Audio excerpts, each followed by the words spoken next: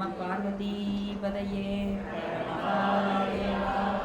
தென்னாடுடைய சிவனே போற்றி, எந்நாட்டவர்க்கும் நிறைவா போற்றி. சிற்றம்பலம். மெய்யன்பர்களே, நாம் இன்றைய காலைய பொழுதில் போற்றி பகருடை என்கின்ற அற்புதமான நூலிலே சக்தினிபாதம் இருவினை ஒப்பு மலபரிவாகம் அடைத்த நிலையில் ஆன்மாக்களுக்கு செய்கின்ற உதவி, எம்பெருமான் நமக்கு செய்கின்ற உதவி என்ற சிந்தனையை நாம் சிந்தித்தோம். சில ஐயங்கள் இருக்கு. ஏன் பெருமான் எப்படி எந்த உயிர்களுக்கு எப்படி செய்கிறான்? ஐயா கேட்டது போல பறவை புல் பூண்டுகளுக்கெல்லாம் அப்போ எப்படி எந்த முறையில் நடைபெறுகின்றது இந்த இருவினை ஒப்பு மலபரிபாகம் இதெல்லாம்?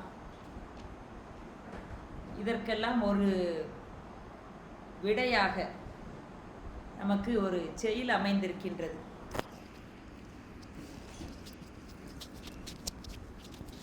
கைலை பாதி காலத்தி பாதி. எந்த திருமுறையில் இருக்கு?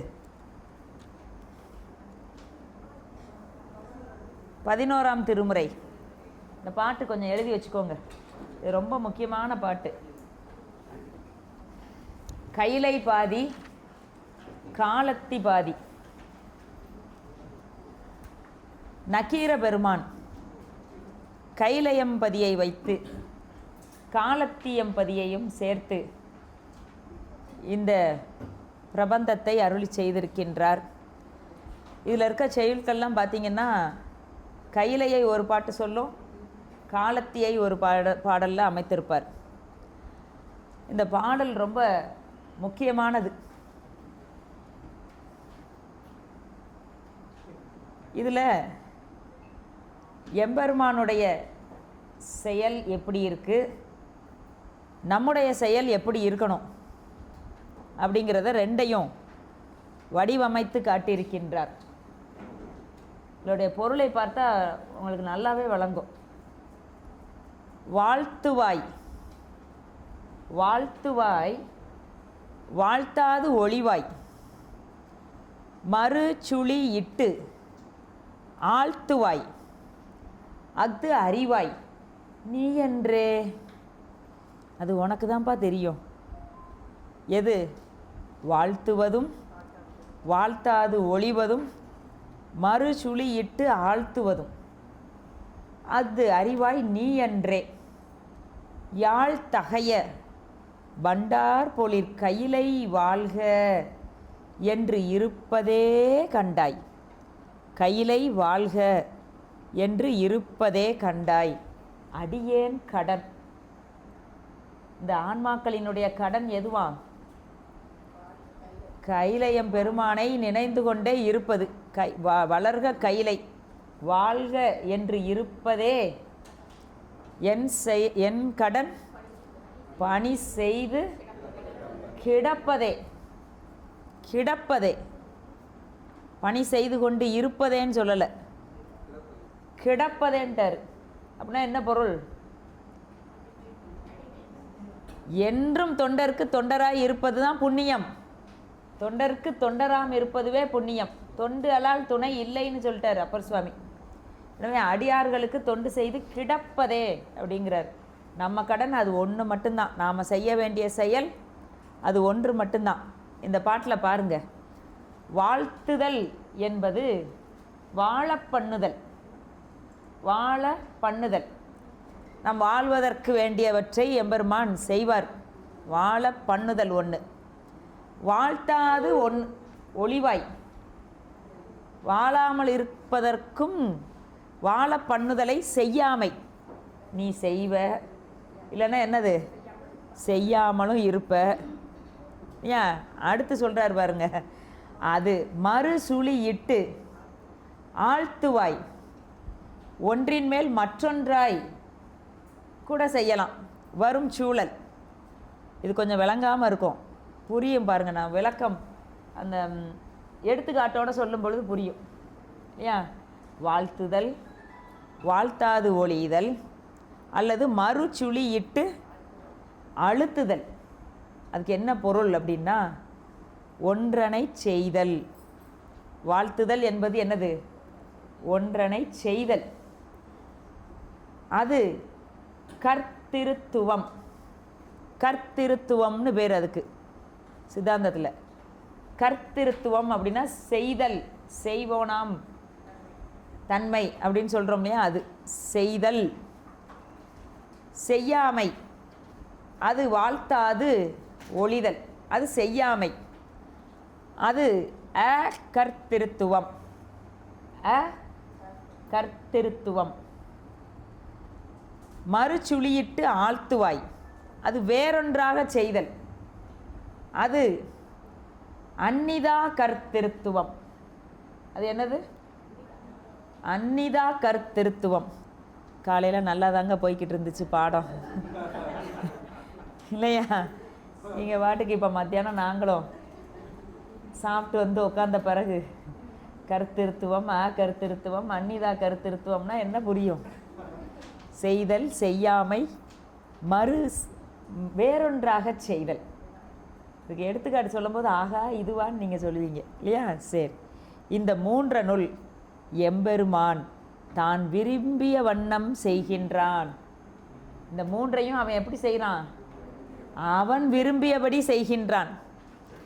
இப்போ இந்த பாடல்ல இந்த உலகியல் என்னும் வெள்ளத்திலிருந்து என்னை எடுத்து கரையேற்றுவது என்னாலோ, நீ கரையேற்றுவாய் என்றோ, இல்லது கரையேற்ற மாட்டாய் என்றோ, இல்லது கரையேற்றுறதுக்கு பதிலாக இல்லை மறுசுழியிட்டு எங்கேயாவது கொண்டு போய் சேர்த்துருவியோ, அது எனக்கு தெரியாது இல்லையா? அது நமக்கு தெரியாது. அவன் கரை ஏற்றுவானா, இல்லை கரை ஏற்றாமல் விட்டுருவானா, இல்லை மறுசுழியிட்டு வேறு எங்கேயாவது கொண்டு போய் சேர்த்துருவானா, அது நீ மட்டுமே அறிவை. உனக்கு மட்டும்தான் தெரியும். அது நீங்கள் எப்படி இருந்தாலும், நீ செஞ்சாலும் சரி செய்யலைனாலும் சரி, இல்லை ஒன்றை வேறொன்றாக செய்தாலும் சரி, என் கடன் இந்த கைலை வாழ்க என்று இருப்பதே என் கடன் என்று இந்த பொருளுக்கு, பாடலுக்கு பொருளாக சொல்லுகின்றார். இதில் அந்த மூன்றும் அது என்னது அப்படின்னு பார்த்தா, செய்தல் என்பது இன்னது செய்தால் இன்ன பயன் கிடைக்கும் என்று நியதிப்படி அவரவர்களுக்கு உரிய வினை பயன்களை அவரவர்களையே ஊட்டி, அவரவர்க்கு ஊட்டி அந்த பயனை கழிக்கச் செய்தல். இது செய்தல். இதில் சொல்லப்பட்ட வாழ்த்துதல் இதில் தான் இருக்குது. அது வாழ்த்துதல் என்பது செய்தல். ஏன் அவர் என்ன செய்கிறாரு? ஆன்மாக்கள் செய்த வினைகளுக்கு, அவரவர் செய்த வினைகளுக்கு அந்த பயனை அவரவரே அனுபவிக்கும்படி ஊட்டுதல், அது செய்தல். இப்போ செய்யாமை என்பது, செய்யாதிருத்தல் என்பது இந்த பயனை ஊட்டாதபடிக்கு அவன் எந்த ஒன்றையும் செய்யாமல் வாளா கிடப்பானா? இருக்க மாட்டான். அவன் தொழிலே எதுதான்?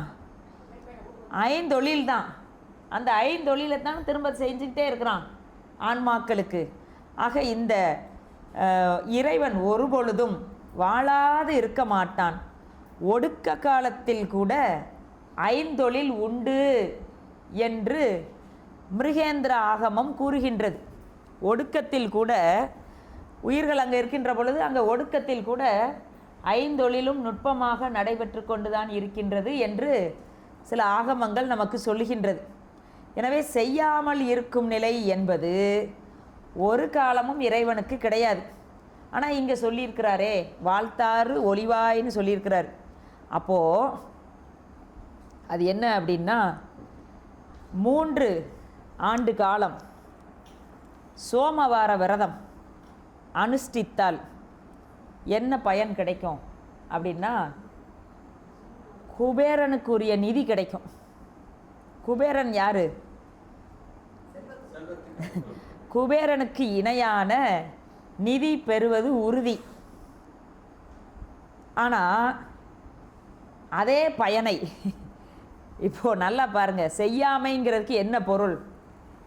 சோமவார விரதம், ஏன் திங்கக்கிழமை விரதம் இருந்தால் 3 ஆண்டு விரதம் இருந்தால் குபேரனுக்கு இணையான செல்வம் வந்து சேருங்கிறது விதி இல்லையா? அந்த விரதத்தை அது யாரை நினைந்திருப்பது?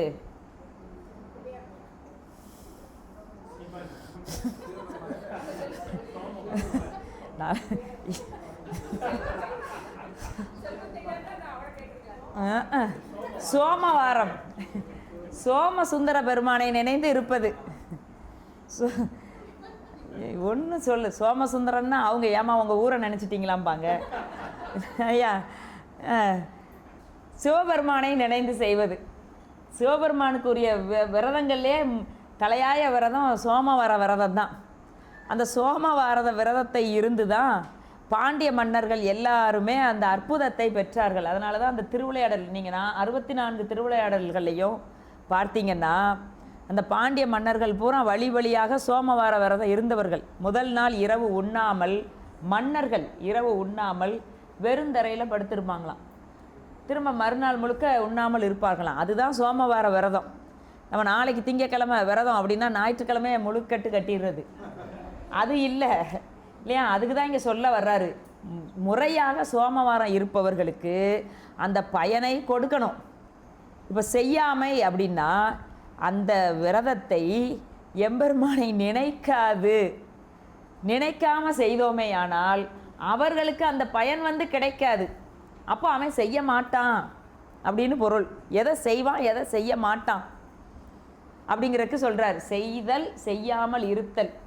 செய்தல் என்பது அவரவர்கள் வினைக்கு ஏற்றபடி பயனை கூட்டுவது அவன் செய்யக்கூடிய செயல்.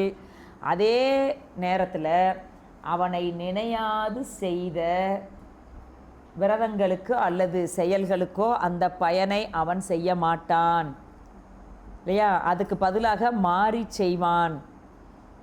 தக்கன் தன் செய்த வேள்வி பார்க்குறோம்ல, தக்கனது வேள்வி என்னாயிற்று? மாற்றி செய்வான். தக்கனது வேள்வி, அவன் இறைவனை நினையாது செய்தான். அந்த வேள்விக்கு பெரும் பயன் அவனுக்கு கிடைத்திருக்க வேண்டும். மாறாக மறுசுழி இட்டு வேறு ஒன்றாக இல்லையா? அதான் அந்நிதா கர்த்திருத்துவம். வேறு ஒன்றாக செய்வான். இப்போ யோசித்து பாருங்க, அவன் செய்வதும் செய்யாமல் இருப்பதும் ஒன்றுக்கு வேறொன்றாக செய்வதும்.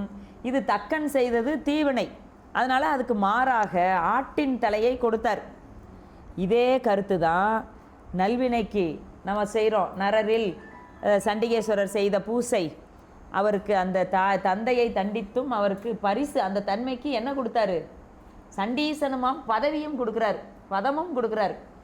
ஏன் மாறாக செய்தல், அது இறைவனுடைய செயல். அந்த வன்பார்த்தான் செய்யாறு என்கின்ற திருத்தலத்தில் ஞானசம்பந்த பெருமான் வர்றார். பல தலங்களை தரிசித்து விட்டு செய்யாருக்கு வர்றார். அது காஞ்சிபுரத்துக்கு பக்கத்தில் இருக்கிற அந்த தலம். ஏன் அங்கே வந்த உடனே அடியார்கள் சில பேர் கொஞ்சம் வருத்தமாக இருக்கிறாங்க. சுவாமி கேட்குறாரு, ஏன்பா வருத்தமாக இருக்கிறீங்க அப்படின்னு. சுவாமி, நான் வந்து பனைமரமாக நட்டுனேன், அது எல்லாமே ஆண் பனையாக போச்சு, ஒன்றுமே காய்க்க மாட்டேங்குது. ஊரில் உள்ளவங்க எல்லாருமே என்னை ஏளனமாக பேசுகிறார்கள்.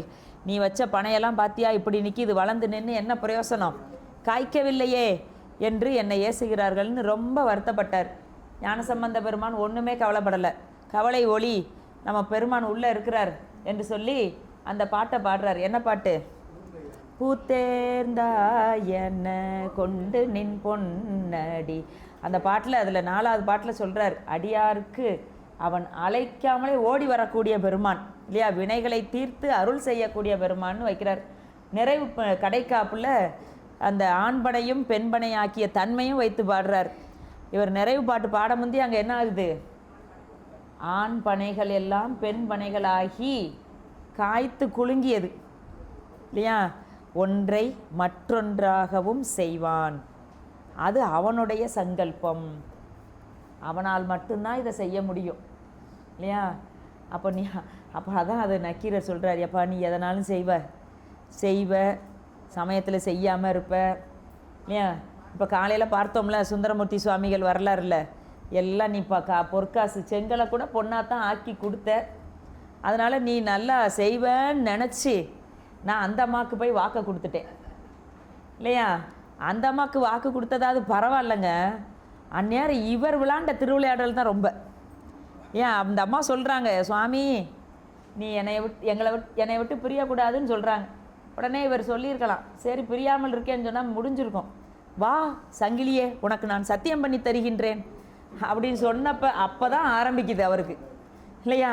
சொன்ன உடனே அந்த அம்மா கனவுல போய், அவன் உனக்கு சத்தியம் நாளைக்கு கோவிலில் வந்து சத்தியம் பண்ண கூப்பிடுவான், நீ வராத, கேட்டா அந்த மகிழ மரத்தடியிலே சத்தியம் பண்ணுங்கன்னு சொல்லிடு அப்படின்னு சொல்லி அந்த அம்மா கனவுல போய் சொல்லிட்டார். இவர் தானே நண்பர்.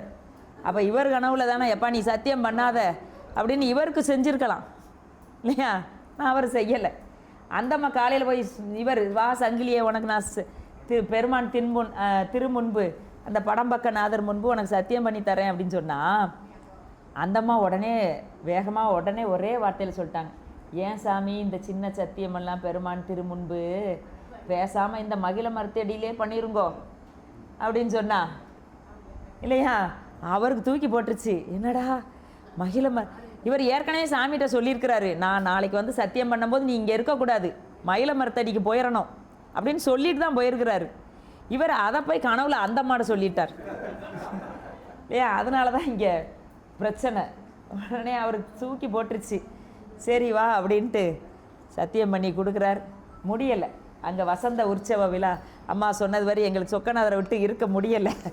ஏன் நமக்கு எப்படின்னா அவர் எப்பேற்பட்டவர், ஏன் முடியலை, அந்த எல்லையை விட்டு தாண்டினார். ஆக ஒன்றை மற்றொன்றாகவும் மாறி செய்யக்கூடியது அவருடைய ஆண்பனையை பெண்பனை ஆக்குவார், எலும்பை பெண்ணாக ஆக்குறார், எல்லாம் செய்வார் அவர், இல்லையா? ஆமாம்.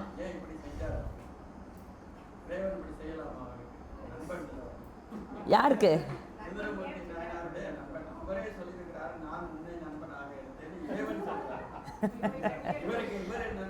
நண்பனா இருக்க போய் தான் சிவலிங்க திருமேனி மேலே சத்தியம் பண்ணால் அதை மீறக்கூடாதுங்கிறத உரிமையாக சொல்கிறாரு, உரிமையாக தண்டனை கொடுக்குறாரு. நண்பனானாலும் தண்டனைக்கு மீற முடியாது, இல்லையா? செய்தல் செய்யாதிருத்தல், அப்படி செய்யாமல் இருந்தால் இவருக்கு அது அதை கழிக்கணுமே, இல்லையா? சரி, எனவே அந்த ஆண்பனையை பெண்பனை ஆக்கியது, அனலிலிட்ட பதிகம் பச்சை பதிகமாக இருந்தது. இதெல்லாம் அவர் ஒன்றிலிருந்து மாற்றி அமைத்த செயல்கள். இப்படி அவர் செய்தாலும் செய்யாமல் இருந்தாலும் அது அறிவாய் நீ என்றே, பெருமானே அது எல்லாமே என்னது தான், உன்னுடைய சங்கல்பமே. அதனால் நமக்கு எந்த ஒரு ஐயப்பாடும் இருக்கக்கூடாது. ஏன் முள்ளிச்செடிக்கு முக்தி கொடுத்தாரு, ஏன் அவருக்கு அந்த முள்ளிச்செடி என்ன செஞ்சது, இல்லையா? அப்படி ஐயம்லாம் வருது, இல்லையா? முள்ளிச்செடி என்ன செஞ்சது, அதெல்லாம் பல பிறவிகள் செய்த தவம் இருக்கக்கூடிய எஞ்சிய பிறவியில் முள்ளிச்செடியாக, அதுவும் எங்கே வளர்ந்த முள்ளிச்செடியாக இருக்குது? உமாபதி சிவாச்சாரியார் பூஜிக்கின்ற இடத்துல முள்ளிச்செடியாக இருக்கிறதுனா என்ன விஷயம், எவ்வளோ பெரிய புண்ணியம், இல்லையா? அதனால் அதே சமயத்தில் அதையும் சிந்திக்கணும். அந்த பெருமான் அந்த உமாபதி சிவாச்சாரியாரை இவர் முக்தி கொடுத்து முள்ளிச்செடிக்கு அனுப்பிட்டார். பெற்றான் சாம்பாவனை அனுப்பிட்டார், மன்னிக்கணும். அப்போது அந்த அவருடைய மனைவி வந்து ஊரெல்லாம் கூட்டிகிட்டு வந்து நின்று கேட்குறா, இந்த சாமியார் தான் என்னுடைய கணவரை என்னமோ செஞ்சு அனுப்பிட்டார் அப்படின்னு. அப்படின்னா அந்த மன்னர் சொல்கிறாரு, அப்படின்னா இன்னொரு நான் முக்தி, அவன் சீட்டு கொண்டு வந்தால் நான் முக்தி கொடுத்துட்டேனே. அவருக்கு அதிர்ச்சி ஆயிடுச்சு, ஏன்னா சீட்டு கொண்டு வந்தால் முக்தி கொடுத்துட்டியா அப்படின்னு, இல்லையா? அப்போது அது மாதிரி இன்னொன்று செஞ்சு காமிங்க அப்படின்னு சொல்லும்போது தான் சாமி அப்படியே பார்க்குறாரு, அந்த கூட்டத்தில் அந்த முக்தியை கொடுப்பதற்கு தகுதி உடைய ஆன்மாக்கள் எதுவுமே இல்லை. அப்படியே பார்க்குறார். பார்த்தா அந்த முள்ளிச்செடி அப்படியே நிற்கிது, இந்த நிர்மாலியத்தை உண்ட நிலையில் அப்படி நிற்கிது. அதுதான் அந்த பக்குவத்தை பெற்று இருக்கின்றது.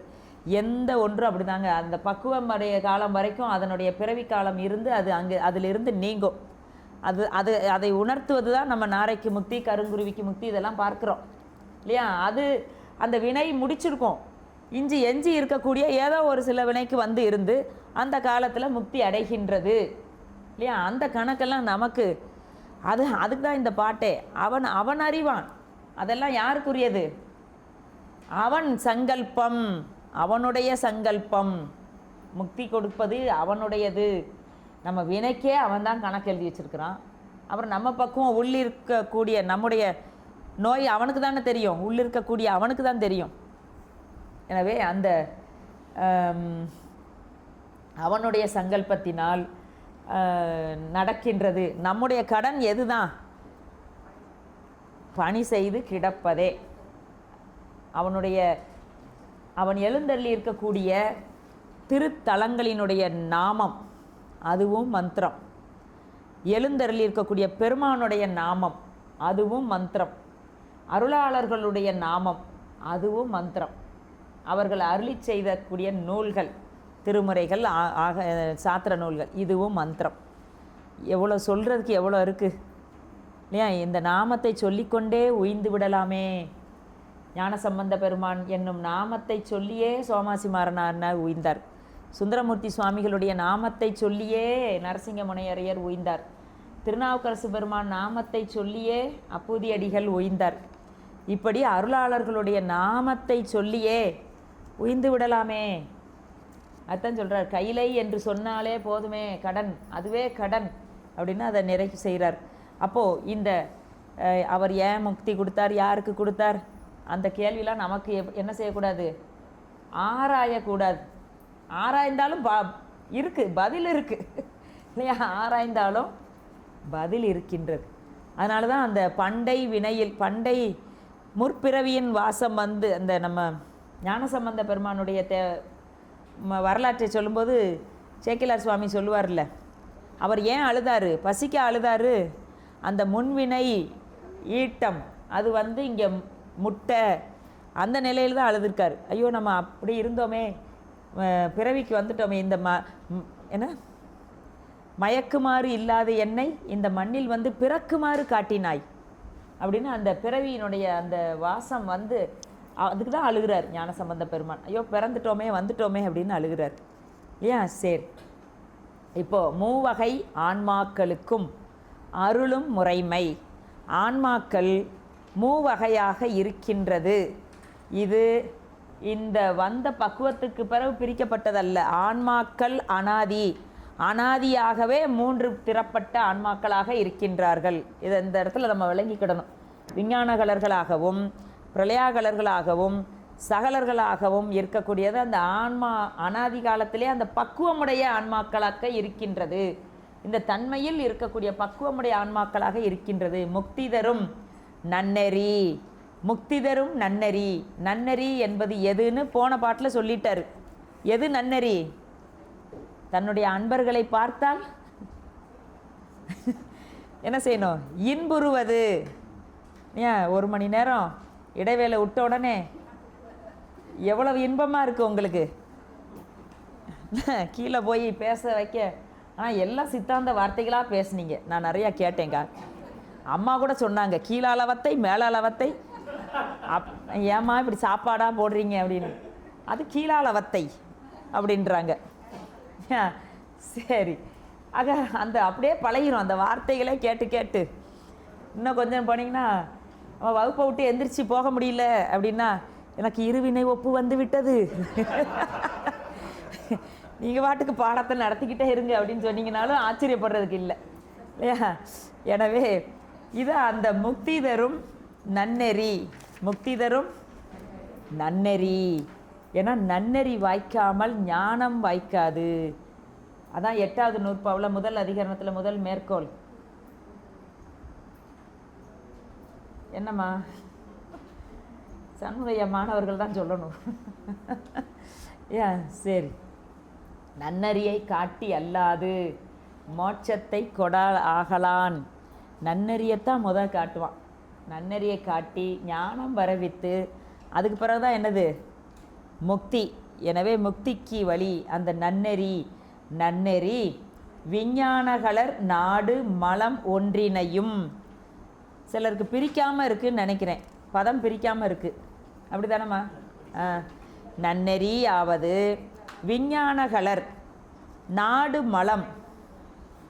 விஞ்ஞானகலர் நாடு மலம் ஒன்றினையும். அவர்கள் மலத்தை நாடுறதுன்னு இல்லைங்க, இயல்பாகவே இருக்கக்கூடிய ஒரு மலம். மலம் என்று சொன்னாலே அது ஆணவ மலம். மலம் ஒன்றினையும் அந்நிலையிலே உள் நின்று அறுத்து அருளி. அதாவது ஆணவமலம் பொருள் அளவில் இருக்கின்றது, அவர்களுக்கு மாயையும் கண்மமும் கிடையாது. அப்படி பொருள் கொள்ளணும். ஆணவமலம் உடையவர்கள் அப்படின்னா அறியாமையில் இருப்பவர்கள்னு எடுத்துக்கக்கூடாது. அவர்களுக்கு கண்மம் கிடையாது, வினை கிடையாது. வினை இல்லாத காரணத்தினாலே பிறவி கிடையாது, அதனால் மாயை கிடையாது. வினை இருந்தால் தானே பிறவி, பிறவி இருந்தால் தானே மாயை வரும், மாயையோடு சேர்கின்ற பொழுது தான் பிறவி. எனவே கண்மமும் கிடையாது, அதனால் பிறவியும் கிடையாது. மல வாசனை, அந்த மலம் அந்த பொருள் அளவில் அவர்களோடு இருக்கிறது.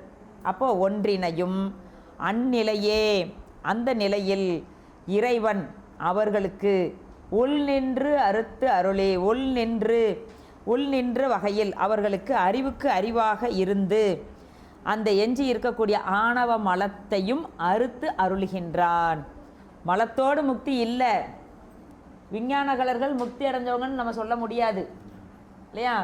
நமக்கு இப்போ 4 பெருமக்களில் அவர் விஞ்ஞானகலர், இவர் பிள்ளையாகலர், மணிவாசக பெருமான் சகலர் என்றெல்லாம் சொல்கிறாங்க. அதெல்லாம் அது அந்த தன்மையில் விளங்கி கொள்வதற்காக மட்டுமே அன்றி முழு உவமையாக ஒருபோதும் எடுத்துக்கக்கூடாது. மணிக்கவாசக பெருமான் சகலரா? அப்பனா கிடையவே கிடையாது இல்லையா? சகலர் அதாவது வந்து பெருமானால் ஆட்கொள்ளப்பட்டு அந்த ஞானத்தை உணர்த்தியவர், அந்த வகையில் சகலர். அப்படின்னா என்ன பொருள்? சகலர்களாகிய நமக்கு இறைவன் குருவாக வந்து அருளுவான் என்பதை உறுதிப்படுத்துவதற்கு வந்தவர் மணிவாசக பெருமான். அதனால் சகலர்னு உபச்சாரமாக நம்ம சொல்கிறோம். சகலர்னோடனே நம்மை போலவர்னு எடுத்துக்கக்கூடாது. ஏன் சரி. ஆக இந்த முக்தி தரும் நன்னெறி விஞ்ஞானகலர் நாடு மலம் ஒன்றினையும், விஞ்ஞானகலர்களுக்கு பொருளளவில் இருக்கக்கூடிய ஆணவ மலத்தை ஒன்றினையும் அந்த நிலையிலேயே அவர்களுக்கு உள் நின்று அறுத்து அருளி, அறிவுக்கு அறிவாய் இருந்து ஆணவ மலத்தையும் அறுத்து அருளி. அப்போது ஆணவ மலமும் இல்லை, கண்மமும் இல்லை, மாயையும் இல்லை. பின் அன்பு மேவா விளங்கும் பிரளயாகலருக்கு, இவர்களுக்கு கண்மம் மாயை உண்டு, கண்மம் இல்லை. கண்மம் இல்லை, மாயை உண்டு. அப்படின்னா வினைகள் இல்லை. அந்த எடுத்த பிறவியில் மாயை இருக்குன்னா அந்த ஒரு பிறவியிலோ 2 பிறவியிலோ உடம்பு கொண்டு வந்த நிலையில் எஞ்சி இருக்கக்கூடிய அந்த மாயையும் அழித்து அவருக்கு அருள் புரிவார். அது சொல்கிறார், பிரளயாகலருக்கு தேவாய் மல கண்மம் தீர்த்து அருளி, அந்த மல கண்மத்தையும் தீர்த்து அருளி. எப்படி தீர்த்து அருள்வார்னு அது பின்னாடி காமிக்கிறார். பூவளையம் தன்னின்று, பூவளையம்னா இந்த மண்ணுலகத்தில் அங்கே இருந்து வாழக்கூடிய நீங்கா சகலர்களுக்கு, மும்மலமும் நீங்காத சகலர்களுக்கு, 3 மலமும் கூடவே இருக்குது இல்லையா? சகலர் சகஜமாக கூட இருக்கும். யார் கூட? சகஜமாக இப்போ அருள்நெறி திருக்கூட்டத்தோடு கூடி இருக்கிறோம் இல்லையா? தனித்தனியாக எப்படி இருக்கிறோம்? 3ஓட கூடி இருக்கிறோம். ஆணவம் அவர் போல முன்னின்று அம்மலம் தீர்த்து ஆட்கொள்கை. இது பிரளயாகலருக்கு. பிரளயாகலர்களுக்கு இறைவன் முன்னின்று அருளுவான்.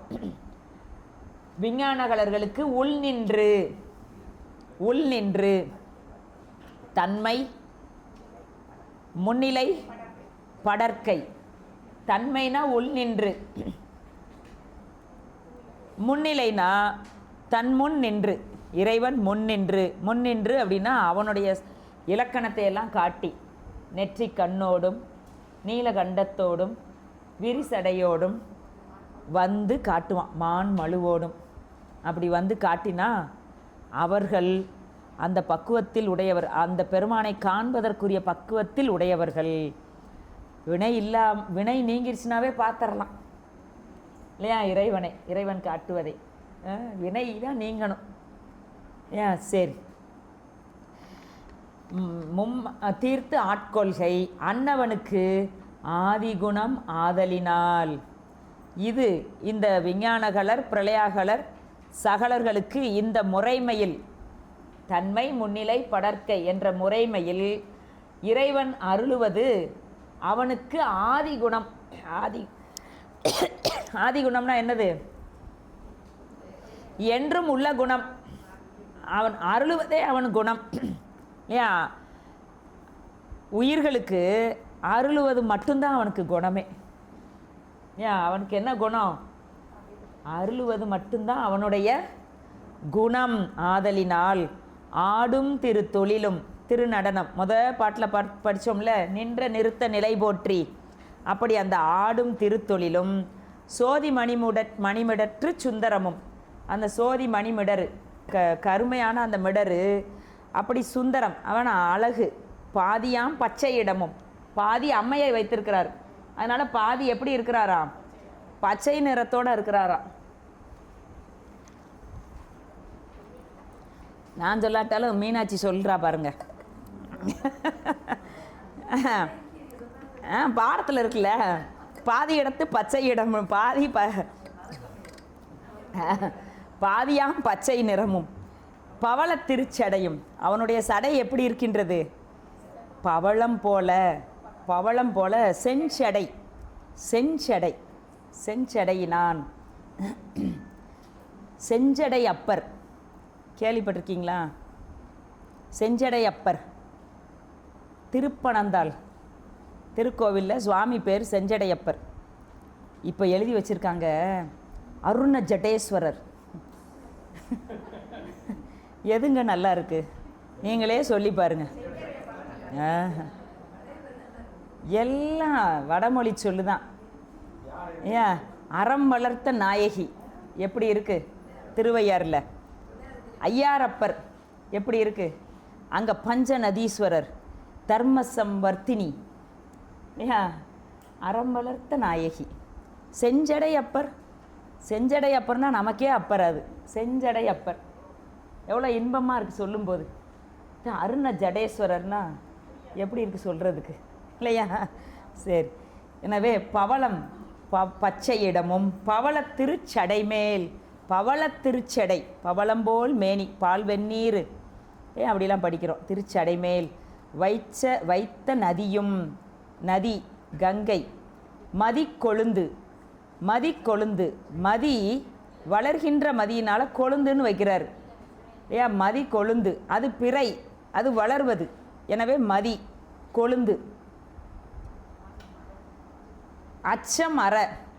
இப்படி இதெல்லாம் இருந்தாலும், நதியும் பிறையும் இருந்தாலும் அதை கண்டு பயப்படாதான் அங்கே இருக்கக்கூடிய அரவுகள், பாம்பு குட்டிகள் அந்த செஞ்சடையில் எப்படி உழவுதான்? அது பாட்டுக்கு பயமில்லாமல் உழவுதான். ஐயா, இந்த சுந்தரமூர்த்தி சுவாமிகளுக்கு தூது போனார்ல சுவாமி, அப்போ எங்கே நடந்தார்? ஆரூர் வீதிகளில். எங்கள் மாணவர்களுக்கு ஒரு தலைப்பு கொடுத்தோம், வீதிகளில் நடந்த விடங்கன்.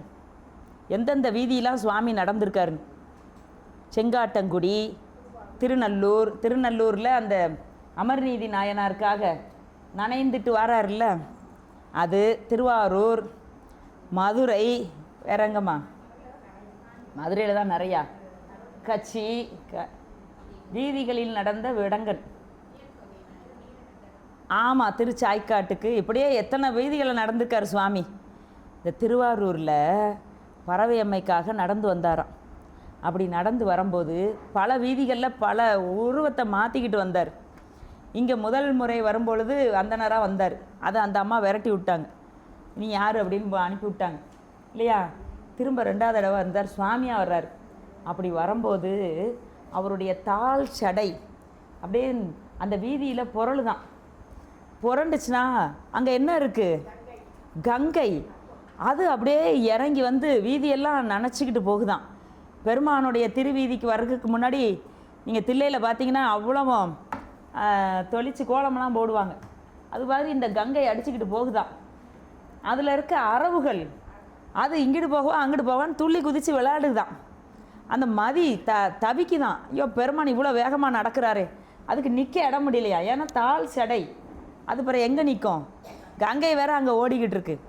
இப்படியாக பெருமான் அந்த வீதியில், ஆரூர் வீதியில், அந்த வீதியே வீதி அழகு, தேர் அழகு, பெருமான் அழகு, ஊர் அழகு, குளம் அழகு. ஊரில் எல்லாமே அழகு தான். ஆரூரில் பிறந்தார், அத்தனை பேருக்கும் பெருமான் அடியன்ட்டார் சுந்தரமூர்த்தி சுவாமிகள் இல்லையா. எனவே அப்படி நடந்து போகிற காட்சி அது சேக்கிலார் சுவாமி காட்டுறார், என்னுடைய கற்பனை அல்ல. சேக்கிலார் சுவாமி அப்படி காட்டுறார்.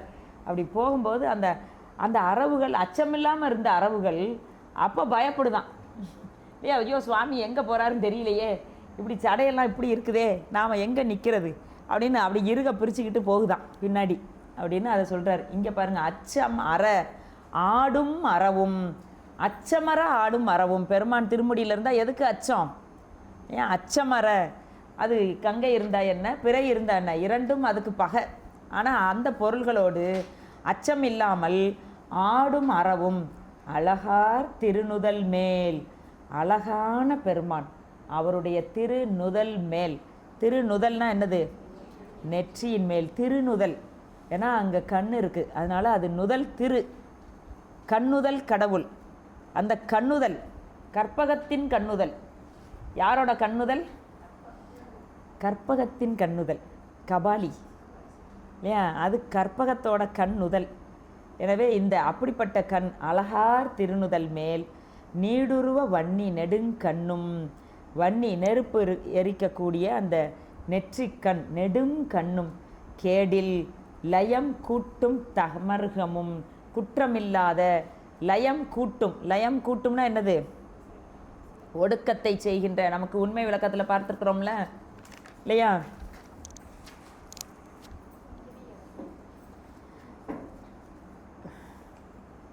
இருக்கட்டையா, இருக்கட்டும்.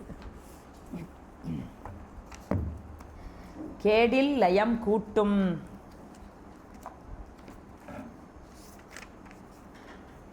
கேடில் லயம் கூட்டும் தமருகமும் கோல எரி அழகும். அவன் திருக்கரத்தில் வைத்திருக்கக்கூடிய எரி கூட, தீ கூட அழகாக இருக்கான். ஏன் அழகாக இருக்குது? நம்முடைய விடைகள்லாம் அதில் தான் எரிக்கிறார். ஏன் அந்த எரி வைத்திருந்தாலும் அவன் நெற்றியில் ஒரு நெருப்பை வச்சிருக்கிறான், கையில் ஒரு நெருப்பை வச்சிருக்கிறான். அவன் நெருப்பே வடிவமாகவும் இருக்கிறான், தீயானவனாகவும் இருக்கிறான். இல்லை அண்ணாமலை இல்லையா, நெருப்பே வடிவமாகவும் ஆக்கி காட்டுறான். ஆனால் உண்மையிலே அவன் எப்படிப்பட்டவன்?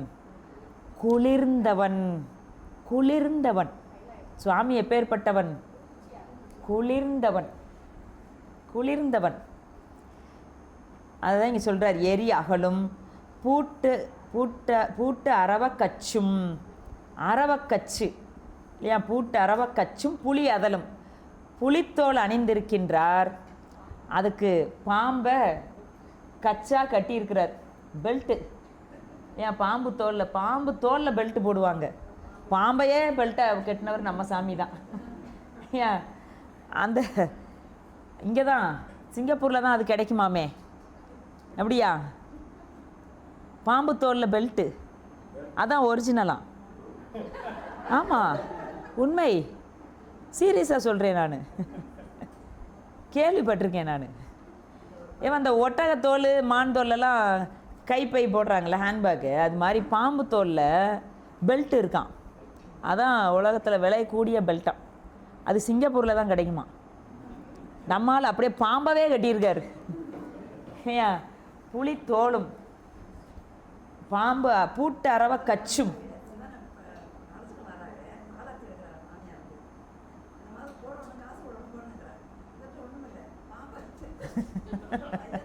அவர்கிட்ட அதுதானே இருக்கு, இருக்கிறது தானே கொடுப்பாரு.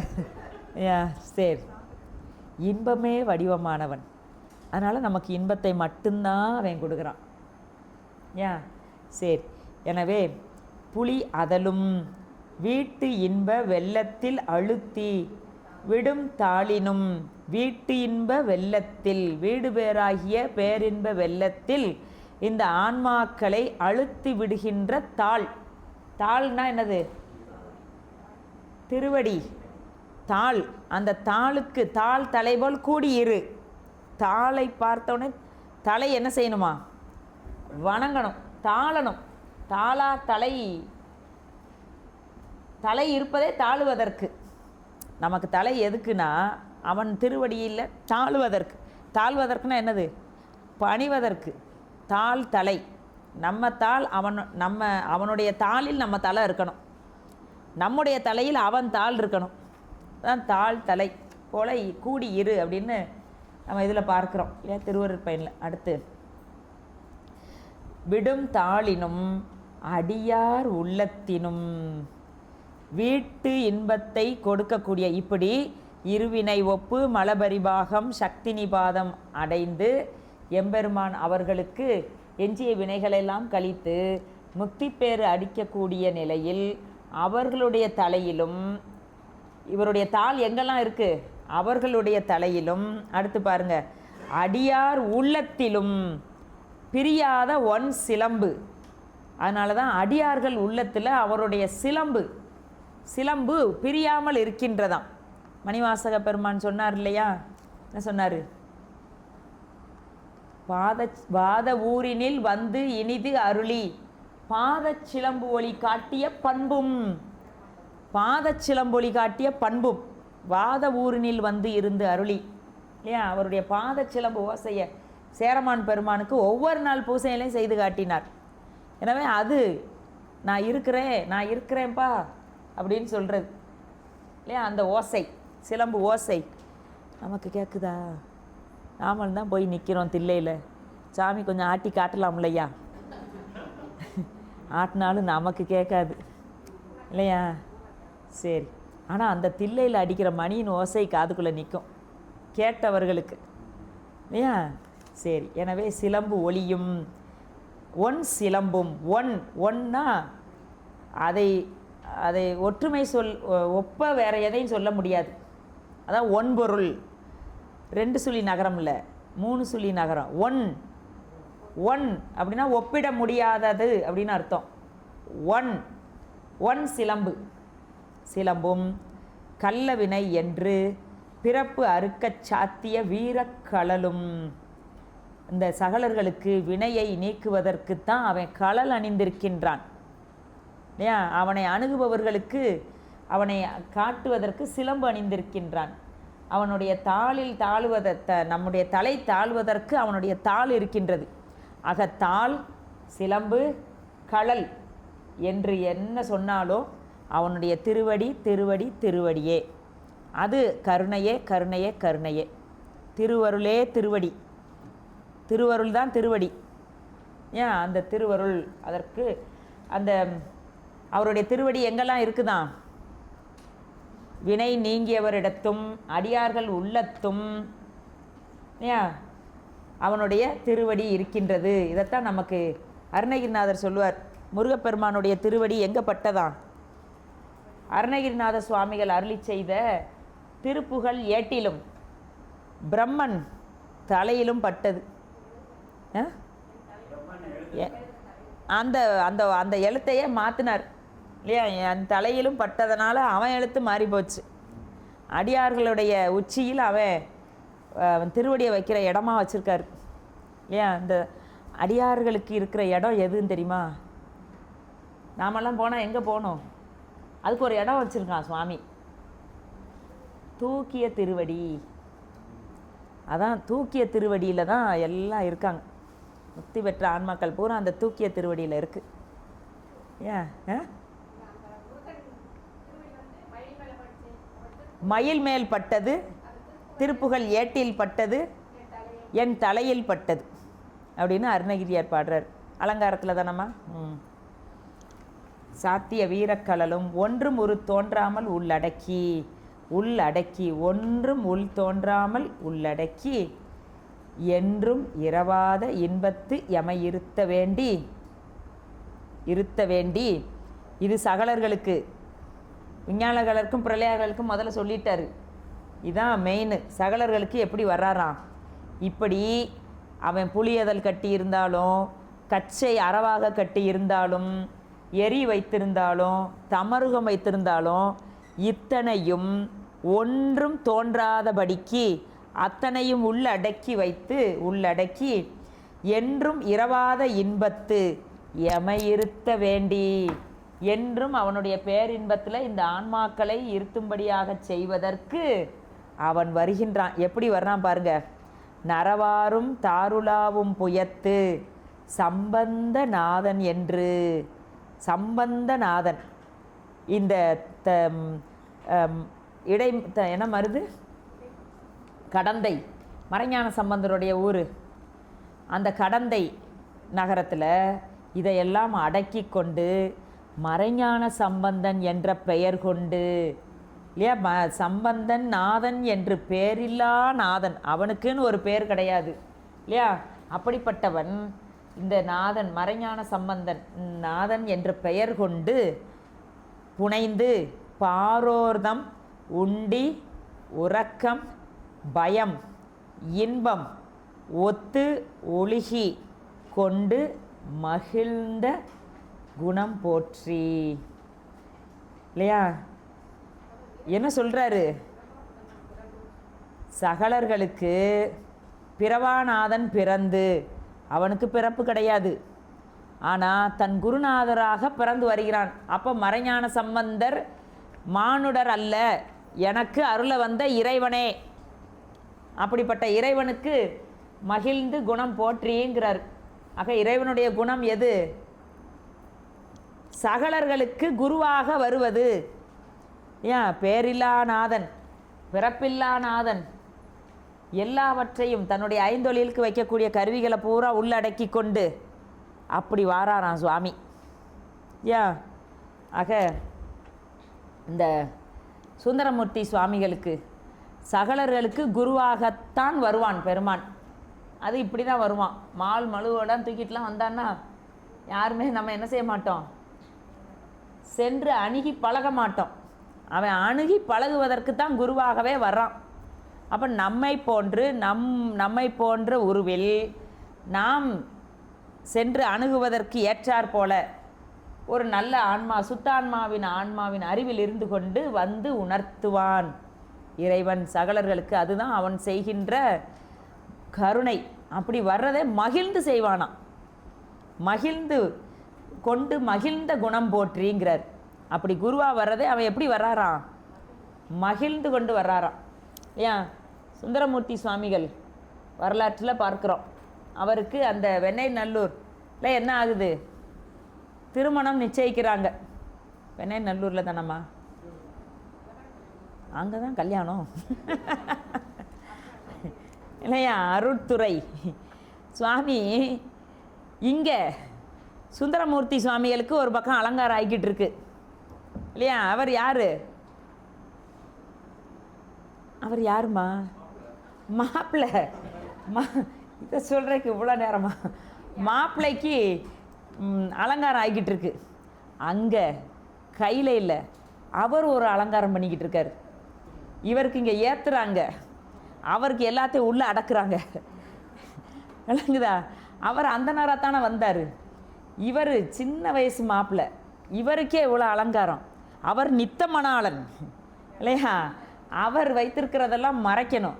அதுக்கு கொஞ்சம் லேட்டாக தான் ஆகும் இல்லையா?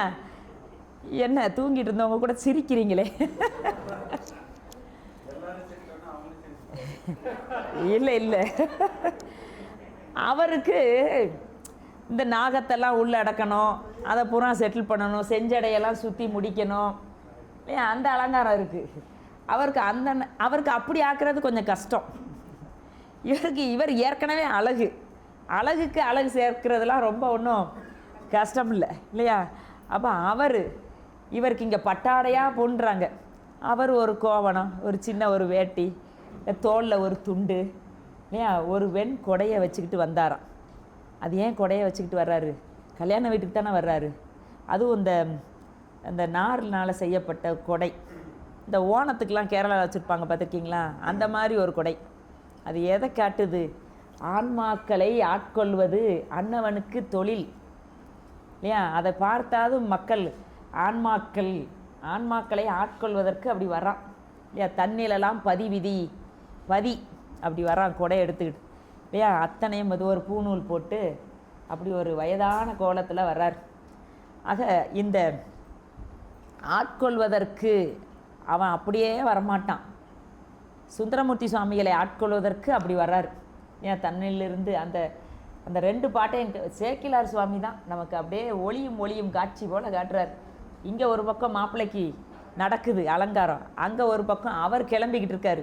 இதெல்லாம் வேண்டாம் அதெல்லாம் வேண்டாம் எல்லாத்தையும் தூக்கி போட்டு அவர் கிளம்பிக்கிட்டு இருக்கிறார் இல்லையா. இதே காட்சி மதுரையம்பதியில் மீனாட்சி அம்மையை கரம் பிடிக்க வரும்போதும் அங்கே அதே கோலம்தான் இல்லையா. அப்போ என்ன செய்கிறாங்களாம், கையில் சுவாமி நீங்கள் மீனாட்சி அம்மையை கரம் பிடிக்க போகிறீங்க, இப்படிலாம் பாம்பை கட்டிட்டு போகாதீங்க இல்லையா. செஞ்சடையை சுற்றி முடித்து இல்லையா, அரண்களையை அந்த நாகங்களையெல்லாம் கலற்றி மாணிக்க பூன் ஏந்தி கையில் கங்கணம் கட்டியிருக்காராம் மாணிக்கத்தில். அப்படி போட்டு நகை இருக்கிற நகையை பூரா அள்ளி போட்டு அப்படி வராராம் சுவாமி.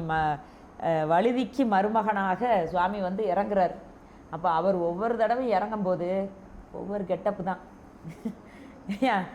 இங்கே சகலர்களுக்கு வருகின்ற பொழுது, சகலர்களாகிய நம்மை ஆட்கொள்ள வருகின்ற பொழுது அந்த அரவுகளை எல்லாம் அடக்கி, ஏன்னா அப்படிலாம் வந்தால் அந்த ஆன்மாக்கள் ஓடியே போயிடும், பக்கத்துலேயே நெருங்காது இல்லையா. அதெல்லாம் அடக்கி பாருங்க. அது அப்படி வந்தால் பரவாயில்ல. பிறவாநாதன் பிறந்து பேரில்லாநாதன் ஒரு பேர் புனைந்து பாரோர்தம் உண்டி உறக்கம் பயம் இன்பம் ஒத்து ஒழுகி. இந்த பாரோர்கள் பாரில் உள்ள ஆன்மாக்கள் போல உண்பதும் உறங்குவதும் பயந்தும் இன்பம் அனுபவித்தும் ஒத்து ஒழுகி, இந்த குணங்களுக்கெல்லாம் ஒத்து ஒழுகிற குணம் மானுடராக வர்றார். அதுதான் கடினம். ஏன் அவர் எப்பேற்பட்டவர், பேராற்றல் உடையவன், பெரும் கருணை உடையவன், பேரின்ப பொருள். அவன் இதுக்குள்ளெல்லாம் அடங்கணும்னு என்ன இருக்குது, அவனுக்கு எப்படியாவது இந்த ஆன்மாக்களை உய்விக்க வேண்டும் என்ற கருணையே. அந்த கருணை அத்துமீறி இதுலேயும் செய்து இல்லையா. ஒரு தந்தை ஒரு குழந்தை விளையாடுது வெளியே ரோட்டில், அந்த பால் போய் ட்ரைனேஜில் விழுந்துருது. அவன் புள்ள பயப்படும், ஆனால் அவங்க அப்பா என்ன செய்வார், இறங்கி எடுத்து கொடுப்பார் இல்லையா. அதுக்கு பயம்லாம் அவருக்கு அந்த இதெல்லாம் இல்லை. இறங்கி எப்படியாவது குழந்தை அழுவுது, அதான் வேணும், பெட்ரோமாக்ஸ் லைட்டு தான் வேணும்னா இறங்கித்தானே ஆகணும் இல்லையா. இறங்கி இருந்து செய்கிறார்ல, அதுபோல் சுவாமி இறங்கி இருந்து அருள்பவன், இறங்கி வருபவன். ஆன்மாக்களுக்கு சகலர்களாகிய நமக்குத்தான் அவன் இத்தனையும் கொள்கின்றான். நமக்கு தாங்க அவன் அருளே ரொம்ப, நமக்கு தான் அவன் ரொம்ப இல்லையா. பேரில்லாத நாதன், பிறப்பில்லாத நாதன் ஒரு பெயர் புனைந்து ஒரு ஆன்மாவின் அறிவினிடத்து இறங்கி வந்து நம்பொருட்டு உடனே நேரடியாக போய் நான் தான் உனக்கு குருநாதர், நான் சொல்கிறபடி கேளு, அப்படியா சொல்கிறாரு? இல்லை, அதுவும் நயந்து நயந்து நயந்து குழந்தைக்கு பால் ஊட்டுவது போல ஊட்டி நம்மை வளர்க்கின்றார். அதுதான் அவனுடைய கருணையிலே அதீத கருணை. அதுதான் குருநாதராக வந்து இப்படி ஒவ்வொரு ஆன்மாக்களுக்கும் அந்தந்த ஆன்மாக்கள் விரும்பும் வகையில் அணுகி சென்று பழகுவதற்கு ஏதுவான உடம்பில். ஏன் உங்களுக்கு ஒரு குருநாதர்னா நமக்கு ஒரு குருநாதர், அப்படி ஒவ்வொரு ஆன்மாக்களும் அந்தந்த ஆன்மாக்கள் சென்று அணுகி பழகுவதற்கு ஏதுவான ஆன்மாவின் அறிவினிடத்து இருந்து அவன் அருளுகின்றான், ஆட்கொள்ளுகின்றான். இது அவனுக்கு மகிழ்வான குணமா, இதை விரும்பி செய்கிறானா இல்லையா. பக்குவமுடைய ஆன்மாக்களுக்கு இதை எப்படி செய்கிறானா, விரும்பி செய்கிறான். அவன் விரும்பி செய்ய காத்துக்கிட்டு இருக்கான். ஆனால் நாம் தான் பிடிவாதமாக என்ன செய்கிறோம், இன்னும் கொஞ்ச நாள் கழித்து வாரோம் அப்படின்னா. இப்போ வந்து சுவாமி வந்து வாங்க நீங்கள்லாம் அருள்நெறி திருக்கூட்டத்தில் எல்லா பாடம் படிச்சிட்டீங்க போகலாம் அப்படின்னு கூப்பிட்டா யாராவது போமா? எங்கே போயிடுவாங்க? வீட்டுக்கு போயிடுவாங்க. அவங்கவுங்க வீட்டுக்கு ஓடியே போயிடுவாங்க. எல்லாம் காடியை வரிசையில் நிப்பாட்டி வச்சுருக்கிறீங்க. ஆமாம், யார் போவோம்? ஆமாம், யாரும் போகிறதுக்கு தயாராக இருக்க மாட்டோம். அதான் நிதர்சனமான உண்மை. அதனால தான் அவன் இப்படி செய்கிறான் குருநாதர் மூலமாக. அப்போ யார் குருநாதர் அப்படின்னா அடுத்த கேள்வி வரும். ஏன் யார் குருநாதர், யாரை குருநாதராக நாம் ஏற்றுக்கொள்வது? என்ன பதில்? குருநாதர்னு வச்சிட்டா சிவத்திலிருந்து வேறு மாறான கருத்தை நம்ம பார்க்கக்கூடாது. அப்போ யார் குருநாதர்? சிவம்தான் குரு. அவர் எப்படி குருநாதர், எப்படி நாம் ஏற்றுக்கொள்வது? நிற்கன்னு சொன்னோன்னே நின்னார், அது அவர் பக்குவம் இல்லையா. பகல் பட்ட கட்டையில் பகல் குருது போகுது பாருன்னு சொன்னால் உடனே அடி வீழ்ந்த மரம் போல விழுந்து கிடந்தார் அவருடைய திருவடியில். அவருக்கு புறங்கையில் விழுந்த கூளை அருந்தி குடித்தார், குரு பிரசாதம்னு. இப்போ யாரை எப்படி மனதால் ஏற்றுக்கொள்வது என்ற ஒரு ஐயம் இருக்குது. ஏன் இருக்கா இல்லையா? எப்போ நீங்கள் வீட்டுக்கு விடுவீங்கிற ஐயம் தான் எங்களுக்கு மட்டும் இருக்குது இல்லையா? மதிய நேரத்தில் வந்து ஐயா வாரி வளர்க்கக்கூடாதா? பாதி எல்லாம் முழிச்சாச்சு, யார் உறக்கத்தில் இல்லை. ஏன்னா இது ஒரு முக்கியமான கேள்வி. குருநாதர் யார் அப்படின்னு எல்லாருக்கும் யாரை குருநாதராக வச்சுக்கிறது? குருநாதராக வச்சுருப்போம். சிலர் நம்போல செய்கின்ற பட்சம் இவரை போய் இப்படி நம்ம நினச்சிட்டோமே அப்படின்னு மனம் தடுமாறுதே. அது எதுக்கு? ஏன் அப்படிலாம் ஒரு தடுமாற்றம் வருது? யார் ஒருவருடைய சொல்லாலோ செயலாலோ நமக்கு நம்முடைய கருத்தில் மடைமாற்றம் நிகழ்ந்து இந்த நெறிக்கு அல்லது சிவபெருமானை மெய்ப்பொருளை தேடி செல்கின்றோமோ அவர் குருநாதர். அவருடைய வார்த்தை உபதேசம். இன்னொருக்கு இதை நான் சொல்ல மாட்டேன். Golden words R not repeated. யாரு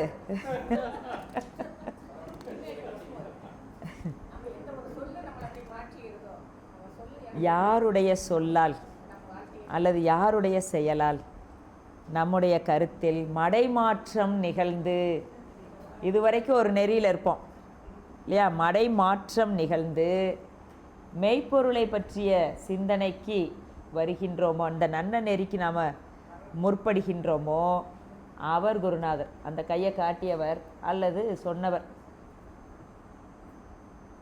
அவர் சொல்லுவது உபதேசம். ஓகேவாயா?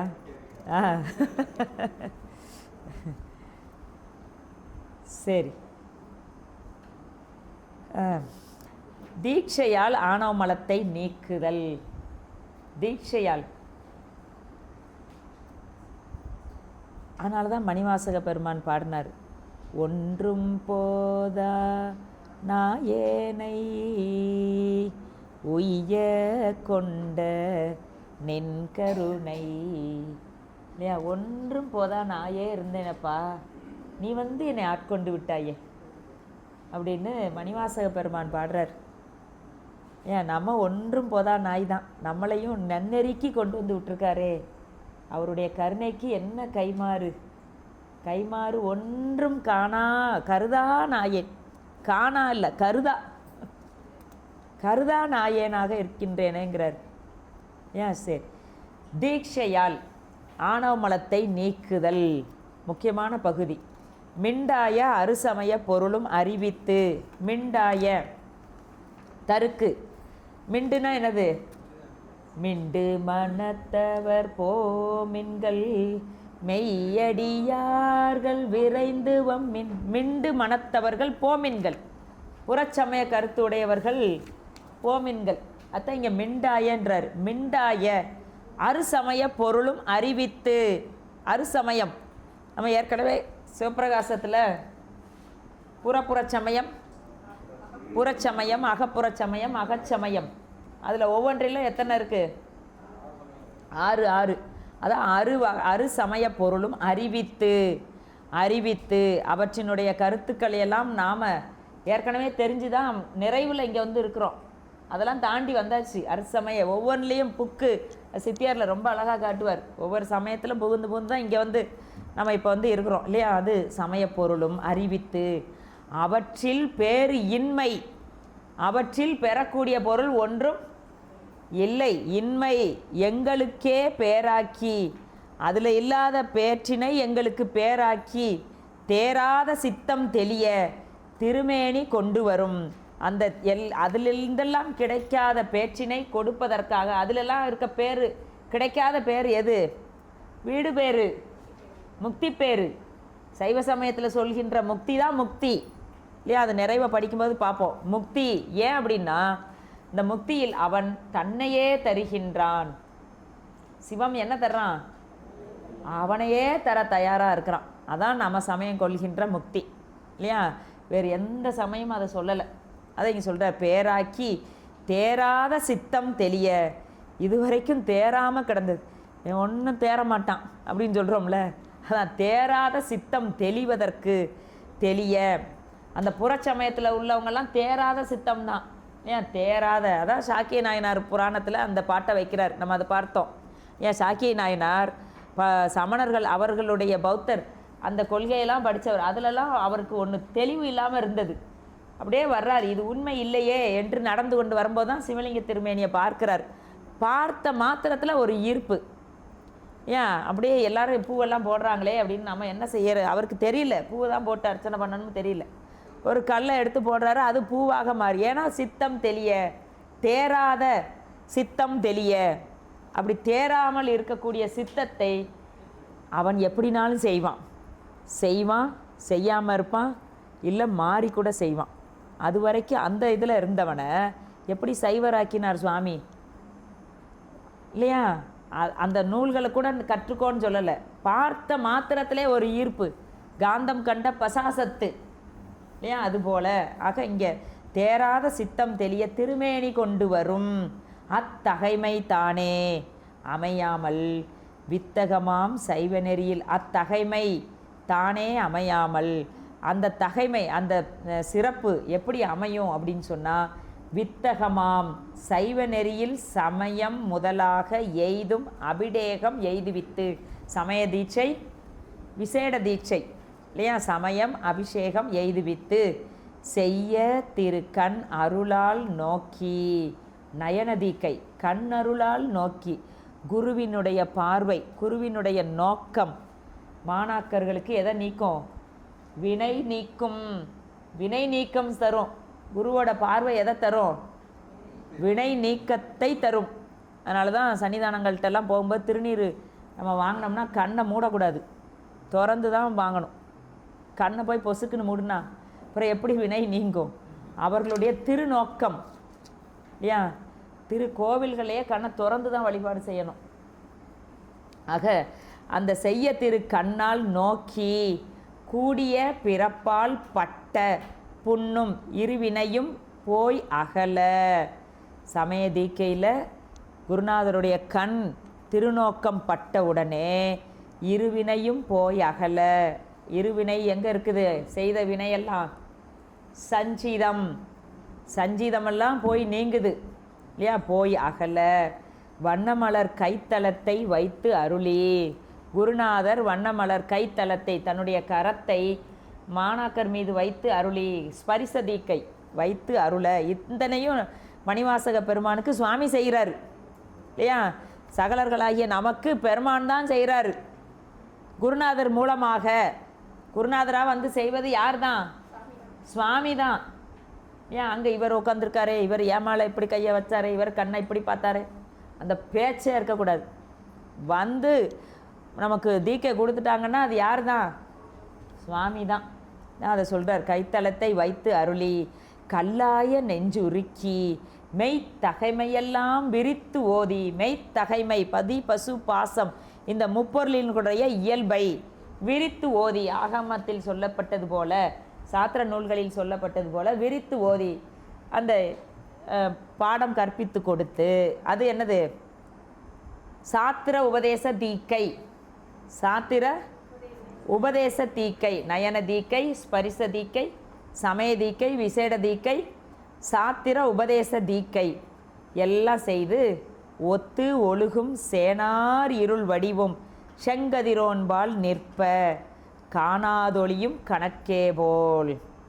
இதெல்லாம் செய்தால் அந்த ஆன்மாவிற்கக்கூடிய சஞ்சிதமும் ஆகாமியமும் கதிர்முன் இருக்கக்கூடிய அந்த பஞ்சு போல எரிந்து விடுமா இல்லையா? கதிர்முன் செங்கதிரோன்பால் நிற்ப இருள் போல், கதிர்க்கு முன்னாடி இருக்கக்கூடிய இருள் போல காணாது ஒளியும். இப்போ ஒளி இருக்குது, இருள் இருக்கானா? இல்லை, அது நேற்று சொன்ன பொருள் வேற இல்லையா? கண்ணுக்கு அது நம்ம பார்த்தோம். இப்போ எதுக்கு சொல்கிறாரு?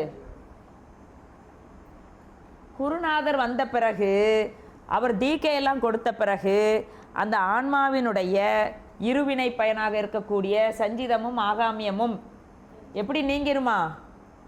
செங்கதிரோன் கதிர்முள் இருக்கக்கூடிய இருள் போல விளங்கி தோன்றாது, அப்படியே அடங்கிரும் அப்படின்னு அதை சொல்கிறார். ஆதி கணக்கே போல் காணாத ஒளியும் கணக்கே போல் இது இப்படி மறைந்து ஒளியும் என்று நீ உணர்ந்து கொள்வாயாக. கணக்கே போல் ஆணவத்தின் ஆதி குறையாமல் என்பால் அணுகாமல் நீதி நிறுத்தும் நிலை போற்றி. அப்போது அந்த நிலையில் எஞ்சி இருக்கக்கூடிய மல வாசனையும் நீங்காமல், ஆணவ மலை முக்தியில் இருக்குது, முப்பொருளும் இருக்குது முக்தியில், அதுதான் நாம் சொல்லுவது. ஏன் 3 பொருளும் முக்தியில் என்னது உண்டு? பதிவுண்டு, பசு உண்டு, பாசம் உண்டு. பாசம் செயலற்ற நிலையில் உண்டு இல்லையா? அது தன் வலிமை கட்டு நிற்பினும் அது முற்றிலும் அழியாது. எனவே ஆணவத்தின் ஆதி குறையாமல் என்று காட்டினார். அதுபோன்று அந்த ஓமையை சொல்லி என்பால் அணுகாமல், என்பால் அணுகாமல்னா என்ன பொருள்? அந்த ஆன்மாவிடத்து அணுகாமல், ஆணவமல வாசனையும் அணுகாமல், அணுகாமல் நீதி நிறுத்தும் நிலை போற்றி. அதுதான் நீதி. முன்னாடி சொல்லும்போது என்ன சொன்னார்?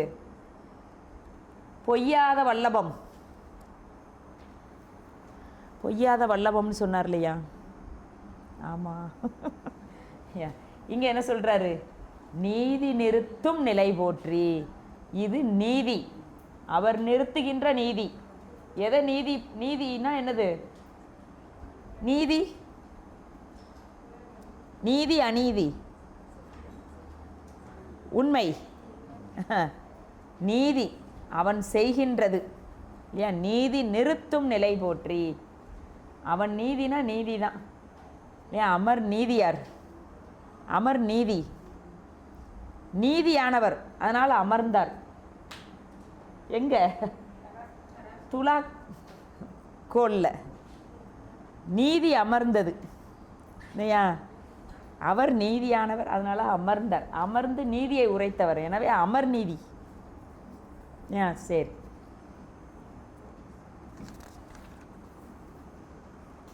மேதகக்கோர் உண்மை நிலையை ஆன்மாக்களுக்கு காட்டி அருளுதல்.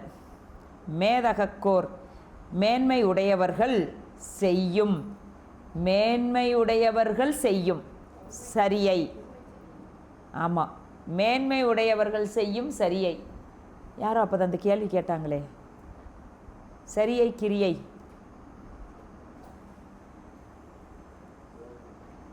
செய்யும் சரியை கிரியை திகழ் கிரியா யோகத்தால் எய்தும் சீர் முக்தி பதம் எய்துவித்து மெய் அன்பால் காணத் தகுவார்கள் கண்டால் தமை பின்பு நாணத்தகும் ஞான நன்னெறியை வீணே எனக்கு தரவேண்டி எல்லா பொருள்க்கும் மணக்கும் மலர் அயன் மால் வானோர் நினைப்பினுக்கும் தூரம் போலவே அணிய சுந்தரத்தால் என் தலைமேல் ஆறும்படி தந்து அருள் செய்த பேராளன், அருள் செய்த பேராளன். இந்த மேன்மை உடையவர்கள் அவர்கள் செய்கின்ற சரியை கிரியை யோகம், அவற்றிற்கு அவர்கள் அந்த பதவியை அடைவார்கள். சரியைக்கு ஒரு பதம், கிரியைக்கு ஒரு பதம், சாலோகம், சாரூபம், சாமீபம், சாயுச்சியம் என்ற பதவி அவர்களுக்கு எய்துவிப்பார்கள். மெய் அன்பால் காணத் தகுவார்கள் கண்டால் அந்த உயர்வியாகிய ஞான நன்னெறியை இறைவன் காட்டுகின்றான். இதை கண்டவர்கள் அந்த முன்பு இருந்த நிலையை எண்ணி நாணுகின்ற அளவிற்கு நாணத்தகும் ஞான நன்னெறியை காட்டி, அதாவது மேம்பட்டவர்களுக்கு இந்த சரியை கிரியை யோகம் ஞானம் இதிலிருந்து வழிபாடு செய்கிறவர்களுக்கு அந்தந்த பதவியை கொடுப்பார். ஏன் அங்கே இருந்து கொஞ்சம் போகங்களை அனுபவித்துட்டு வரணும். அப்படி வரும்பொழுது அந்த ஆன்மாக்கள் ஒருவேளை தன்முனைப்போடு இருக்கலாம் இல்லையா? சரியைனால் எனக்கு இந்த பதம் கிடைத்து விட்டது, கிரியை நான் எவ்வளோ செஞ்சேன் அதனால் எனக்கு இந்த பதம் சுவாமி கொடுத்துருக்கிறாரு அப்படின்னு அவர்கள் எப்படி இருப்பாங்களா? முனைப்பு கொண்டு இருப்பாங்க. அந்த காரண கடவுளர்கள் எப்போதும் முனைப்பு கொண்டு இருப்பவர்கள். அதனால தான் மீண்டும் மீண்டும் மீண்டும் அவர்கள் பிறந்து இறந்து பிறந்து இறந்து சகலர்களே அவர்கள். அவர்கள் யார் தான்? சகலர்களே. காரண கடவுளர்கள்னா யாரு? திருமால், அயன், பிரம்மன், ருத்ரன். அந்த பதத்திற்கே பக்தி செய்பவர்கள். காத்தல் தொழிலுக்கும் படைத்தல் தொழிலுக்கும் அந்த ஒடுக்குதல் தொழிலுக்கும் அதை யாருக்கும் கொடுக்குறதுக்கு மனசு வரல அவங்களுக்கு, இல்லையா? அதுக்குன்னே தவம் இருக்கிறவங்க, தவம் இருந்து பெற்றவர்கள். அதான் இங்கே சொல்கிறார், அவர்கள் செய்த தவத்திற்கு நானும்படியாக. அப்போ அந்த தவம்லாம் எதுக்கு வழி ஆகாது? முக்திக்கு நேரடி சாதனம் ஆகாது. இந்த சரியை கிரியை யோகமெல்லாம், பதம் காரணமாக வருகின்ற சரியை கிரியை யோகம்லாம் முக்திக்கு இது பயன் பெறாது. இதெல்லாம் எங்கே கொண்டு போய் விடும்? ஞானத்தை நன்னெறியை எய்துவதற்கு படிகளாக அமையும், இல்லையா? குருவினுடைய உபதேசம் பெறுவதற்கு இது படிகளாக அமையுமே அன்றி இதுவே முக்திக்கு படியாக இருக்க முடியாது. அவர்கள் நானும் படியாக, அதைத்தாங்க சொல்கிறார், இவர்கள் நானும் பொருட்டு ஞான நன்னெறியை இவர்களெல்லாம் நாணுகின்றார்கள். நன்னெறியை கண்டவர்கள். ஆனால் நன்னெறியை கண்டவர்கள், அந்த நன்னெறி இதுதான் அப்படின்னு நினைத்தவர்கள் அந்த பதவிக்கு போக மாட்டாங்க, இல்லையா? சாலோகம், சாரூபம், சாமீபம், சாயுச்சியம் அதை விரும்ப மாட்டார்கள். வீணே எனக்கு தர வேண்டி எல்லா பொருட்கும் மணக்கும் மலர் அயன் மால் வானோர் நினைப்பினுக்கும் தூரம் போலவே. அவர்களுக்கெல்லாம் தூரமாக இருந்த பெருமான் அவர்களுக்கெல்லாம் எப்படி தான் இருக்கான் சுவாமி? கிடைப்பதற்கு அரியவன், காண்பதற்கு அரியவன், இல்லையா? அவர்களுக்கு அப்படிப்பட்ட சுவாமி சுந்தரத்தால் என்மேல் என் தலைமேல் ஆறும்படி அருள் செய்த. மாபதி சிவன் சொல்கிறார், அவர்களுக்கெல்லாம் எட்டாத இறைவன் என் தலையில் அவருடைய திருவடியை வைக்க திருநோக்கம் கொண்டாரே, இல்லையா? சுந்தரத்தாளை என்னுடைய திருவடியில் வைப்பதற்காக ஞான சம்பந்தன் என்ற பெயர் கொண்டு வர்றாரே. அப்போ குருநாதர் வருவது யார் தான்? சிவபெருமானே, சிவபெருமானே, சிவபெருமானே. ஏன் அதை இங்கே சொல்கிறார்? ஆடும்படி தந்து அருள் செய்த பேராளன். அப்படி வந்தவன் பேர் அருளாளன். தந்த பொருள் ஏது என்னில். அவன் அப்படி எதை கொடுத்துட்டான், இல்லையா? அவன் வர்றான், தன்னுடைய திருவடியை அடியார் மேலே வைக்கிறான். அப்படி என்ன கொடுத்துட்டான்? தந்த பொருள் ஏது என்னில். ஏது என்னில் தான் வேறு நான் வேறாய் வந்த புனரா வழக்கு ஆக்கி.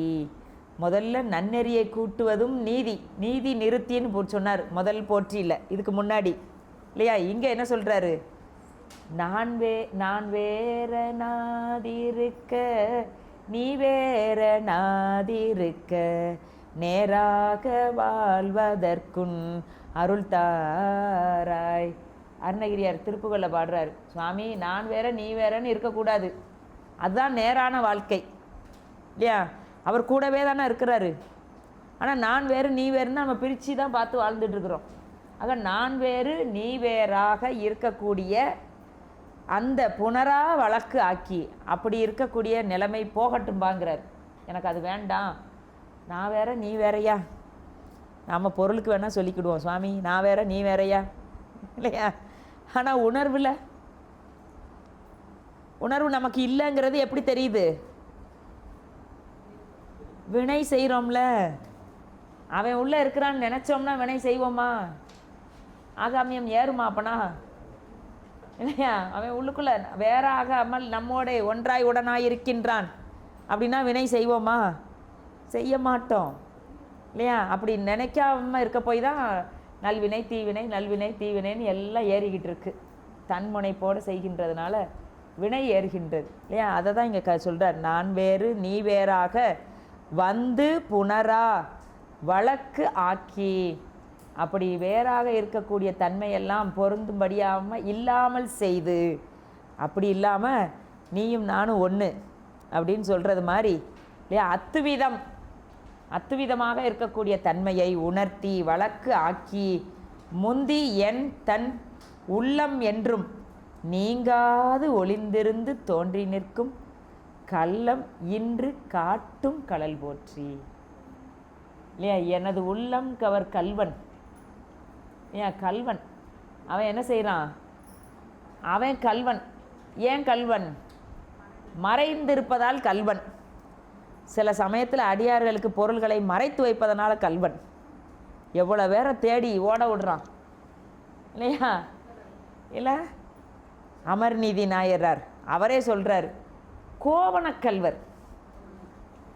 எதை திருடணும்னு இல்லை, எதை மறைக்கணும்னு இல்லை சாமிக்கு இல்லையா? கோவணக்கல்வர்.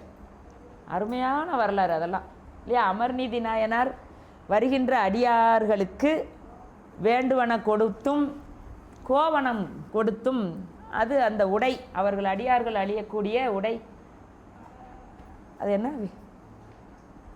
அது என்ன இன்னொரு பேர் இருக்கு இல்லையா?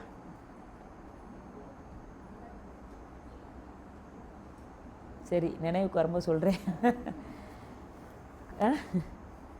சூக்குமையாக நிற்கிது, தூளமாக வரமாட்டேங்குது. கௌபீஷணம், கௌபீனம், கௌபீனம் வந்துருச்சுல்ல. அந்த உடை, அது அவர்களை அணிவது. அது சுவாமி வர்றார், இவருடைய அன்பை வெளிக்காட்டணும் அவருக்கு. அதானே அவருக்கு. அதான் நம்ம நினைத்து கொண்டே இருந்தால் அவருக்கு அங்கே சும்மா இருக்க முடியாது. கிளம்பி இறங்கி வந்துடுவார். கொஞ்சம் என்ன செய்யணும், அடியார்கள் கூட விளையாடணும் இல்லையா? அப்படி வாரார். வந்த உடனே அமர்நீதி நாயனார் இல்லத்துக்கு வரார். சுவாமி, உங்களுக்கு என்ன வேணும்னா, நான் அவர் ஒரு கோவணம் கட்டியிருக்கிறார், வைத்திருக்கிறார் ஒன்று இல்லையா? உடனே ஒன்று வச்சிருக்கிறாரா, 2 வச்சிருக்கிறாரா? 2 வைத்திருக்கிறார். சுவாமி சொல்கிறார், உள்ளே வாங்கப்பா, நீங்கள் உணவு இருந்த அழைக்கிறார். இல்லை, நான் குளிச்சுட்டு வரேன் அப்படின்னு அவர் கிளம்புறாரு. கிளம்பும்போது என்ன சொல்கிறாரு, ஒரு கோவணத்தை கொடுக்குறாரு. கொடுத்து இதை பத்திரமா வைங்க அப்படின்னு சொல்கிறார். ஏன் சுவாமியும் அமர்நீதி நாயனாரும் அதை தாழ்ந்து வணங்கி கொண்டு போய் தனி இடத்தில் வைத்தார். ஏன்னா மற்ற அடியார்களுடையது இது மற்றவர்களுடைய அந்த கொடுக்கக்கூடியதை விட மேம்பட்டது என்று தனி இடத்துல வைக்கிறார். ஏன் அதனால் உடனே இவர் போகிறார். போய் அவர் போகும்போதே சொல்லிட்டு வர போகிறார், எனக்கு மாற்றுவதற்கு ஒன்று தான் இருக்குது, அதனால் அதை நீ பத்திரமா வை அப்படின்னு தான் போகிறார். அங்கே நீராடுகின்றார். வரும்போது நல்ல மழை. ஏன் அப்போ அமர்நீதி நாயனார் பார்க்குறார். அந்த இடத்துல சேக்கிலார் சொல்கிறாரு,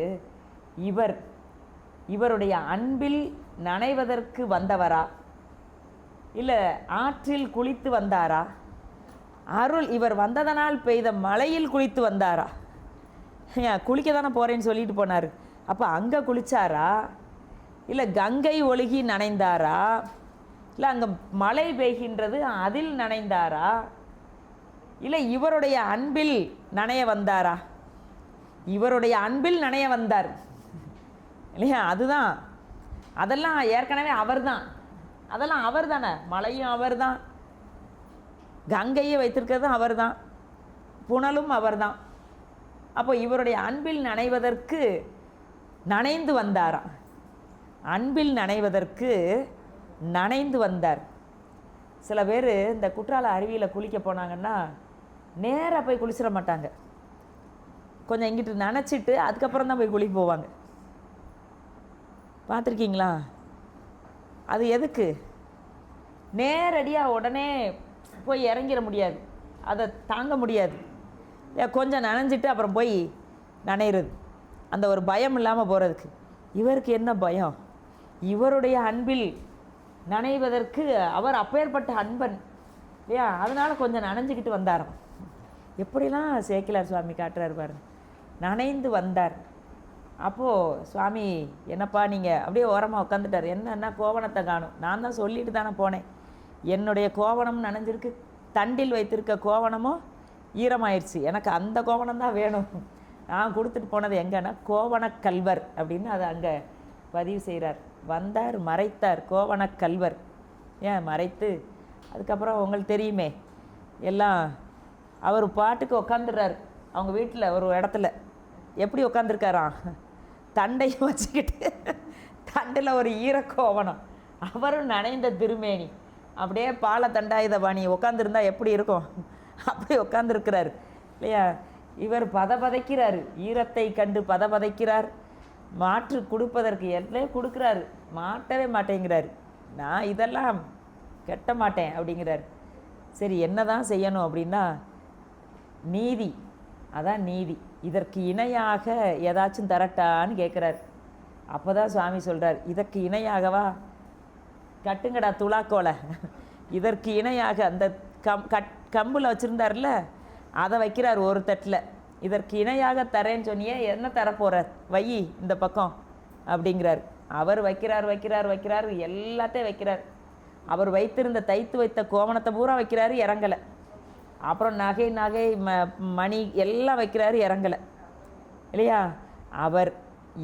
அவர் என்ன நினைக்கின்றார் இதெல்லாம். அப்போ தான் அவருக்கு புரியுது, வந்திருப்பவன் இறைவன் என்று.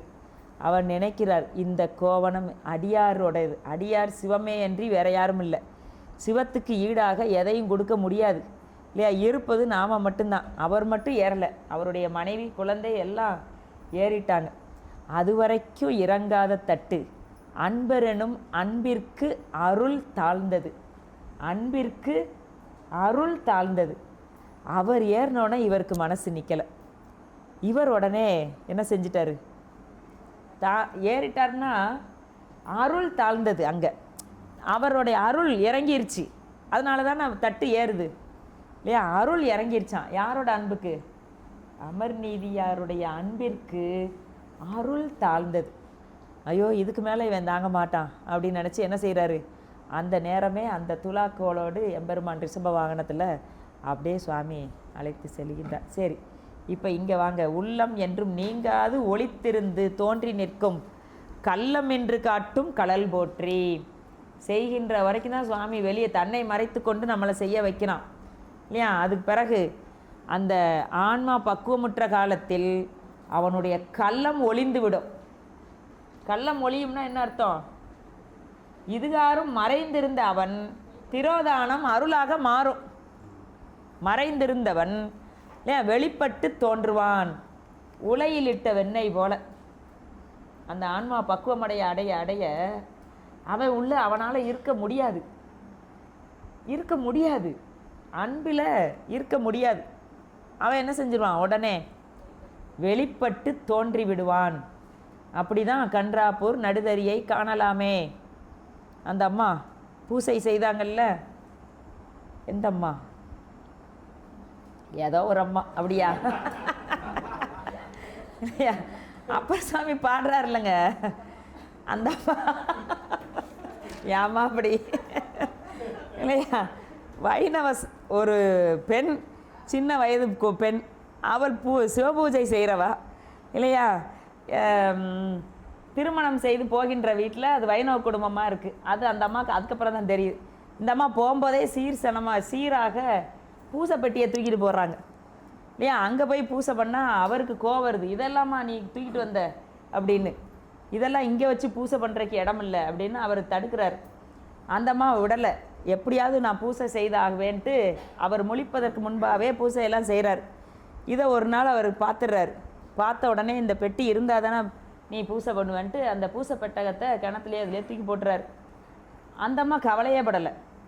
காலையில் விழித்தது அங்கே இந்த அம்மாவையும் பசு தொழுவத்தில் விட்டுட்டாங்க, வீட்டுக்குள்ளே விடலை. பூசை பண்ணால் நீ வீட்டுக்கு வரக்கூடாதுன்ட்டாங்க. பசுக்கள் இருக்கின்ற தொழுவத்தில் வச்சுட்டாங்க. அந்த அம்மா காலையில் எந்திரிச்சு அழகாக கூட்டி பெருக்கி கோலம் போட்டு அங்கே கன்று கட்டக்கூடிய ஆப்புனா அந்த கன்றை கட்டக்கூடிய ஒரு மரத்தண்டு இல்லையா, அது இருக்குது. அதை பார்த்த உடனே இந்த அம்மாவுக்கு என்னாச்சு, சிவலிங்க திருமேனி போல், ஆகா சுவாமி இங்கே இருக்காருன்னு பூசை பண்ணிட்டார். இவர் காலையில் எந்திரிச்சு வந்து பார்க்குறாரு, அங்கே பூசை நடந்து கம்மன்னு இருக்கு. ஏன் அவருக்கு ஷாக் ஆயிடுச்சு. ஓ, இதை தான் நீ பண்ணியா அப்படின்னு அவர் நினைக்கிறாரு. சிவம் ஏதோ வச்சு பண்ணியிருக்கா அப்படின்ட்டு. உடனே அதை என்ன செய்கிறாரு, அதை எடுக்கிறார். உள்ளேருந்து ரத்தம் பீறிடுகின்றது. கன்றாப்பூர் நடுதறியை காணலாமேன்றார் சுவாமி. அப்பர் சுவாமி பாடுறார் இல்லையா. ஆக யாருக்கு என்ன காண்கின்ற பொருள் எல்லாம் என்னது தான், சிவமே. அப்போது அன்பர்களுடைய அன்பில் அவன் எப்படி இருப்பான், கள்ளம் மறைத்து காட்டும் வினை போற்றி தன்மை இல்லையா. அவன் மறைந்திருந்ததை வெளிக்காட்டுவான், அது வரைக்கும் மறைந்திருப்பான். அந்த அன்பில் அவனால் இருக்க முடியாது இல்லையா. அன்பர்களுடைய அன்புக்கு அவனால் என்ன செய்ய முடியாது, எவ்வளோ நாள் தான் மறைந்திருக்க முடியும் இல்லையா. வெளிப்பட்டு தோன்றுவான். ஒரு கன பொழுது கூட ஆகாது வெளிப்பட்டு தோன்றுவதற்கு. அந்த அன்பு அன்பு அன்பு அன்பு தான் சிவம் இல்லையா? அதாவது இங்கே நமக்கு சொல்கிறார். நம்ம இன்னும் 2 போற்றி இருக்குது, பார்த்துடலாமா? நன்றி நன்றி. சரி. வல்லன்மையால், இப்படி எம்பெருமானுடைய பெரும் கருணையினால், வள்ளல் அவன் யாரு? வள்ளல். வல்லன்மையால் தன்னை தெரிவித்து தன் தாளின் உட்கிடந்த என்னை தெரிவித்த இயல்லையின் கண், அவனையும் காட்டி தன்னையும் காட்டுவான் இல்லையா? அவனையும் காட்டி, அப்போது தான் இந்த ஆன்மா சிவ தரிசனத்தில் தான் ஆன்ம சுத்தி நிகழும். சிவ தரிசனமும் ஆன்ம சுத்தியும் ஒருங்கே நிகழ்வது இல்லையா? எப்போ அவனை காட்டுகின்றானோ அந்த வியாபகத்தில், அந்த வல்லன்மையில், அதாவது சூரபத்மனுக்கு முருகப்பெருமான்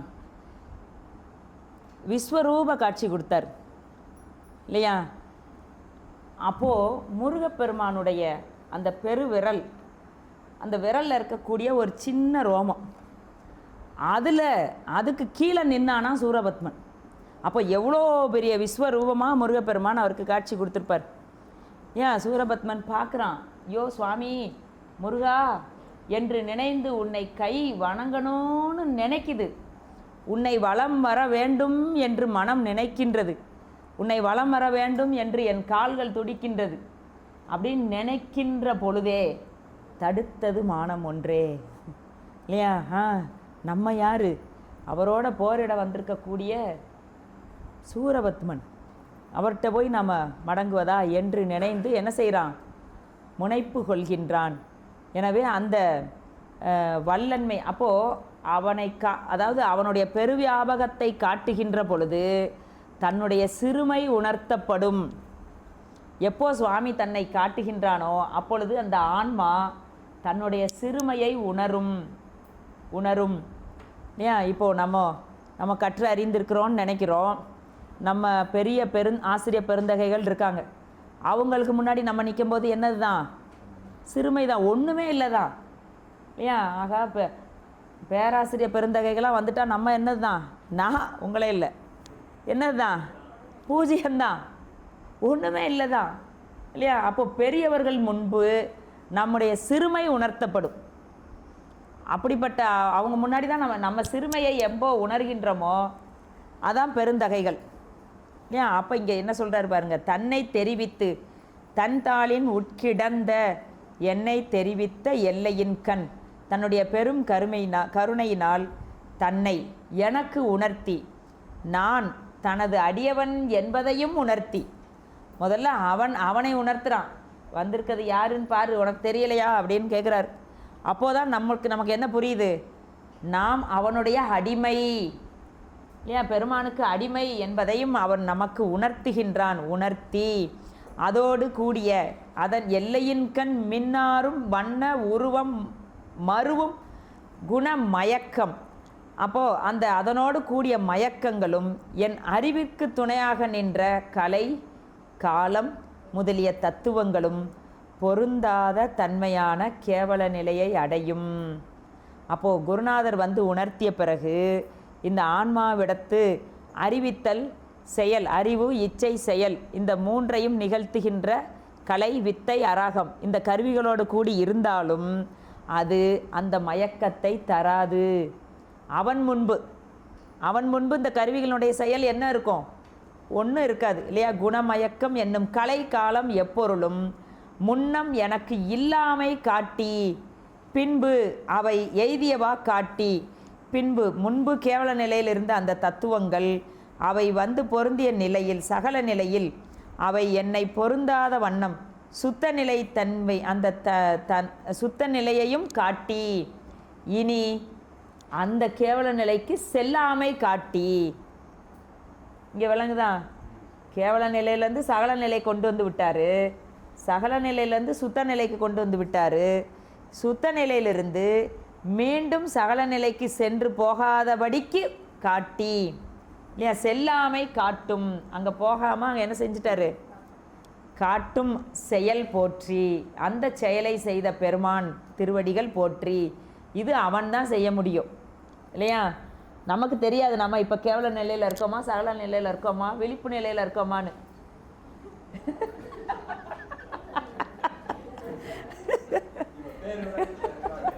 பேர் பார்த்தீங்களா? ஐயாவே சொல்லிட்டாங்க. யாருக்கு தெரியும்? முன்னாடி உட்காந்து பார்த்தா தான் தெரியும்.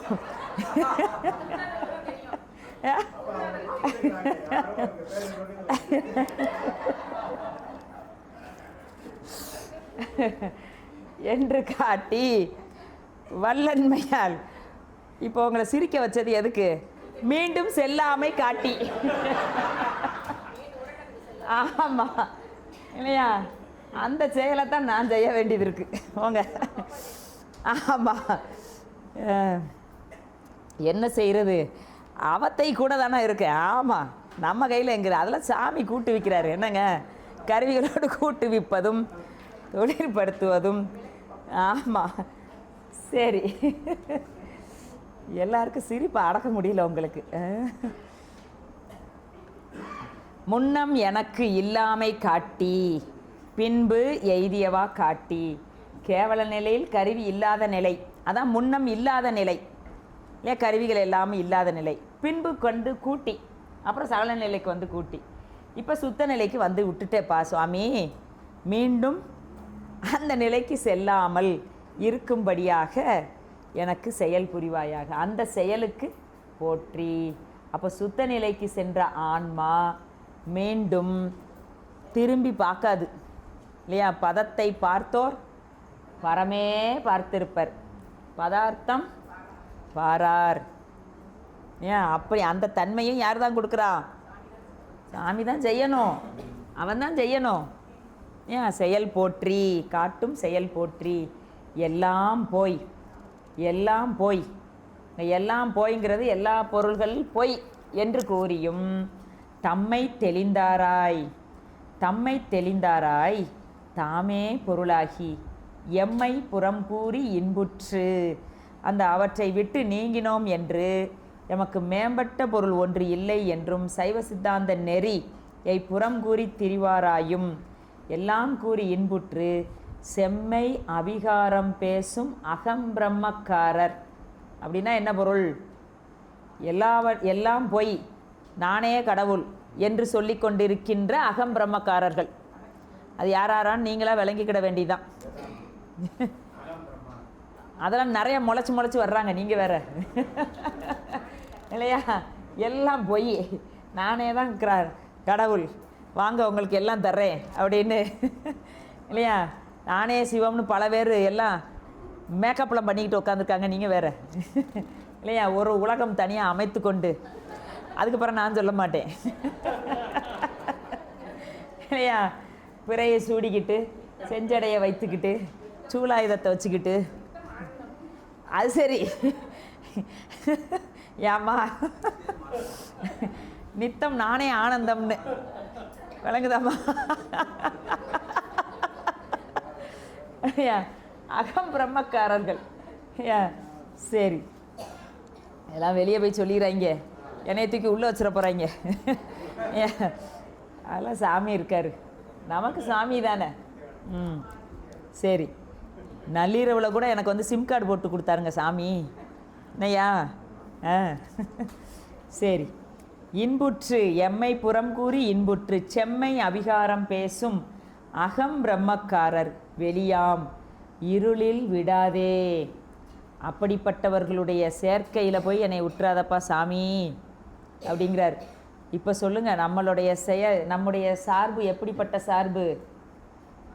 நம்ம சார்பு எப்படிப்பட்ட சார்பு? அருட்சார்பு. நம்முடைய சார்பு அருட்சார்பு. இப்படி அகம் பிரம்மக்காரர்களில் போய் விடாதங்கிறார் சுவாமி, இல்லையா? விடாதே, விடாதே, விடாமல் ஒளியாய் நீ நின்ற நிலையே நிகழ்த்தி ஒரு பொருள் வேறு இன்றி அமையாமை எடுத்து ஓதி. அந்த பிரம்ம பொருள் அந்த தமக்கும் விகாரமில்லை என்று கூறி தாமே பிரம்மம் என்று சொல்லி இருக்கக்கூடியவர்களுடைய இருளுக்குள், அது இருள், புறச்சமயத்தவர்களுடைய கருத்து எது? இருள். அந்த இருளுக்குள்ளே போய் என்னை விட்டு விடாது. இறைவனாகிய சிவபெருமானாகிய பரம்பொருளே, நீயே அறிவு ஒளியாக திகழ்கின்ற தன்மையினை உணர்த்தி எனக்கு வழி காட்டினாய். நின்ற நிலையே நிகழ்த்தி ஒரு பொருள் வேறு இன்றி அமையாமை எடுத்து ஓதி, உன்னையன்றி பொருள் வேறு ஒன்றும் இல்லை என்றும்படியாக, பொருள்னு சொன்னாவே அது சிவபெருமான் தான் என்ற தன்மையை எடுத்து ஓதி, எனக்கு எடுத்து ஓதி, அதோடு மட்டுமல்லாமல் ஒன்றாக சாதித்து தம்மை சிவமாக்கி. இதுதான் சைவ சித்தாந்தவாதிகளுக்கு கிடைக்கக்கூடிய பயன். எப்படிப்பட்ட பயன்? நம்மையும் ஓர் பொருளாக்கி நாய் சிவிகை ஏற்றுவித்து அம்மையனக்கு அருளியவாறு ஆர் பெறுவார் அச்சோவே. அம்மையனக்கு அருளியவாறு யார் பெறுவார் இந்த உலகத்தில்? இல்லையா? யாரால் பெற முடியும்? நமக்குத்தான் அருளியிருக்கார். ஏன்? சிவமாக்கி இப்பிறவி பேதம் தனில் இன்ப பேதமுறா பாதகரோடு ஏகமாய் போகாமல், இந்த பிறவிதனில் இன்பமாய், புற சமயத்தில் போய் இன்பமாய் இருக்கிறத விட அந்த போகத்தை அனுபவிப்பதோடு இல்லாமல் ஏகமாய் போகாமல் எவ்விடத்தும் காட்சி தந்து, இல்லையா? எவ்விடத்தும் காட்சி தந்து இறைவனோடு ஒன்றாவோம் என்று சொல்லி அந்த போகத்தை அங்கே சிவசமவாதிகளையும் சொல்கிறார். ஏகமாய் போகாமல் எவ்விடத்தும் காட்சி தந்து போகமாம் பொத்தாளின் உள் புணர்த்தி. சிவசமவாதிகள் சிவமாவே ஆகிவிடுவோம்னு சொல்கிறவங்க, அப்படிப்பட்டவர்கள் கூட என்னை சேர்க்க விடாமல் உள் புணர்த்தி ஆதியுடன் நிற்க, ஆதியே ஆய்விடலை, ஆதியுடன் நிற்க அழியா நிலை இதுவே என்று அருளி. அழியா நிலை எது? சைவ சித்தாந்த சுத்தாத்வித சைவ சித்தாந்த நெறி, சுத்தாத்வித சைவ சித்தாந்த நெறி. அதுதான் எப்படிப்பட்ட நெறி? அழியா நெறி, அழியா அந்நெறி. ஏன்? அப்படிப்பட்ட நெறியில் என்னை காட்டி மிக்கு ஒக்க வியாபகம் தன்னுள் காட்டி மிக்கு ஓங்கும் ஆனந்த மாக்கடலில் ஆறா அமுது அளித்து தான் வந்து செய்யும் தகுதியினால் வந்து இறைவன் நம்மை ஆட்கொள்வான், வந்து இந்த பேரையெல்லாம் நமக்கு அருளுவான். நாம் இதுக்காக எங்கெங்கன்னு போக தேவையில்லை. எங்கேனும் யாராகி பிறந்திடினும் தன்னடியார்க்கு இங்கே என்றருள் புரிந்து எம்பெருமான் எருதேறி கொங்கேயும் மலர் பொய்கை குளிர் பிரமபுரத்துறையில் சங்கே ஒத்தொளிர்மேனி சங்கரன் தன்மைகளே. சங்கரனுடைய தன்மை எது? எங்கேனும் யாதாகி பிறந்திடினும், தன் அடியார் என்று சொன்னால் அங்கே வந்து அருள் புரியக்கூடியவன். அப்படி எப்படி வருவானா? ரிஷப வாகனத்தில் அம்மையோடு வருவானா. அதனால் நாம் இங்கே இருக்கிறோமே, அவங்க அங்கே இருக்கிறாங்களே, நாம் இங்கே பிறந்திருக்கிறோமே, நமக்கு எப்படி ஓய்வு கிடக்கும்னு அந்த கவலை வேண்டுவது இல்லை. ஞானசம்பந்த பெருமான் உறுதி அளிக்கிறார் இல்லையா? எங்கேனும் யாதாகி பிறந்திடணும், அடியார்களுக்கு அங்கே அவன் அம்மையோடு வந்து அருள்வான். அதை இங்கே நமக்கு சொல்கிறார். ஆறா அமுது அளித்து தான் வந்து அருள்வதனால் அவன் வள்ளல். அவன் ஏன் வள்ளல்? இருக்கிறதெல்லாம் கொடுக்குறக்கா வள்ளல் இல்லை, வந்து அருளுவதனால் வள்ளல். வல்லன்மை அதுதான். ஏன்? வந்து அருளுவதால் வள்ளல். தான் வந்து செய்யும் தகுதியினால் ஊன் உயிர்தான் முன் கண்ட காலத்தும் நீங்காத முன்னோனை என் கொண்டு போற்றி செய்ப்பேன் யான். இந்த உன்னுடைய பெருநிலையை காட்டி அந்த பேரறிவில் என்னுடைய சிற்றறிவு அடங்கி இருக்குமாறு நீ செய்த உயிர்தான் முன் கண்ட காலத்தும் அந்த அருள் பாலித்து நாளுக்கு நாள் வளர்ந்து ஓங்கும் ஆனந்த பெருங்கடலில் விளைகின்ற அமுதத்தை எனக்கு நீ வழங்கி அருள்வாயாக. அந்த தலைப்பட்டு கிடந்த காலத்திலும் என்னை விட்டு நீங்காது காத்து அருளிய பெருமானே. கேவல நிலையிலும் நீதான் காத்து அருளினாய், சகல நிலையிலும் நீதான் காத்து அருளினாய், சுத்த நிலையிலும் நீதான் காத்து அருளுகின்றாய். அப்படிப்பட்ட எக்காலத்தும் நீ காத்து கொண்டு இருக்கின்றாயே, உன்னுடைய புகழை நான் எங்கனம் போற்றுவேன் என்று சொல்கிறார். குரு வழிபாடு போற்றி திருத்தில்லை, போற்றி சிவபோகம், போற்றி அவன் மெய் ஞான புண்ணிய நூல். புண்ணிய நூல்கள்லாம் என்னது? தூள சிவலிங்கம். நம்ம வீட்டில் 12 திருமுறை வச்சுருக்கோம், அது சிவலிங்கம். தூளலிங்கம் அதெல்லாம் பூசைக்கு உரியது. அதனால் பூசை பட்டியலே பூசறையிலே வச்சிடாதீங்க இல்லையா? பூசைக்கு உரியதுன்னு சொல்லியிருக்காங்க. அதனால் நாங்கள் திறக்கவே மாட்டோம், பூசிக்க மட்டும் செய்வோம். புசிப்பதற்கும் அதுதான், பூசிப்பதற்கும் அதுதான். எது? திருமுறைகளும் சாத்திர நூல்களும். எனவே உன்னை எவ்வாறு புகழ்வேன்? மெஞ்ஞான புண்ணிய நூல் போற்றி. போற்றி எங்கள் வெம்பந்த வாழ்க்கை விட வேறாய் வந்து உள் நின்ற இந்த நூல்களை போற்றி செய்து இந்த வெப்பமுடைய பிறவியை அறுக்க வந்த பெருமான் நம்முள் எப்படி இருக்கிறார்? ஒன்றாய் வேறாய் உடனாய் அத்துவிதமாக சம்பந்தம் நின்ற சம்பந்தம். இங்கே சம்பந்தம்ங்கிறது சம்பந்த முனிவர் மறைஞான சம்பந்தரையும் காட்டுது. வேறாய் உடனாய் ஒன்றாய் நின்ற சம்பந்தம், அது அத்துவிதம் இல்லையா? அது உறவு. சைவ சித்தாந்தம் தான் அத்துவிதத்தை உறவு சம்பந்தமாக காட்டுகின்றது. அது சிவப்பிரகாசத்தில் எஞ்சியதில் பாடல்களை பார்க்கும்போது பார்ப்போம். அதை சிவஞான சுவாமிகள் தான் சொல்கிறார். சிவஞான சுவாமிகள் தான் எடுத்து சொல்கிறார். இந்த சம்பந்தம் எப்படி? உறவு சம்பந்தம் அப்படின்னு. ஆக இதை சொல்கிறார். மறைஞான சம்பந்தம் பெருமுனிவரின் திருவடிகள் போற்றி. ஒன்றாய் வேறாய் நின்ற மறைஞான சம்பந்தங்கிறார். அப்போது குருநாதர் சிவமே, சிவமே அன்றி வேறு யாரும் சகலர்களுக்கு குருவாய் வர முடியாது என்று சொல்லி சம்பந்த மாமுனி பொன் தாள் போற்றி என்று தில்லைக்கு போற்றி சொல்லி, சிவபோகத்துக்கு போற்றி சொல்லி, குருநாதருக்கு போற்றி சொல்லி, குருநாதர் அருளிய நூலுக்கும் போற்றி சொல்லுகின்றார். எனவே இது என்ன நூல்? போற்றி பகுரடை. ஆமாம், போற்றி பகுரடை என்பது சாத்திரத்தில் தோத்திரம். உங்களுக்கு இப்போ இதை 2 நாளாக நடத்தணும்.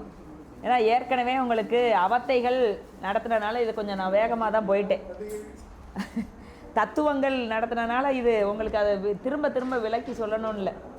அதனால் நாளை காலையில் கொடிக்கவி என்ற நூலை இங்கே சிந்திக்கலாம்னு நினைக்கின்றேன். புத்தகம் வைத்திருக்கவங்க கொண்டு வாங்க.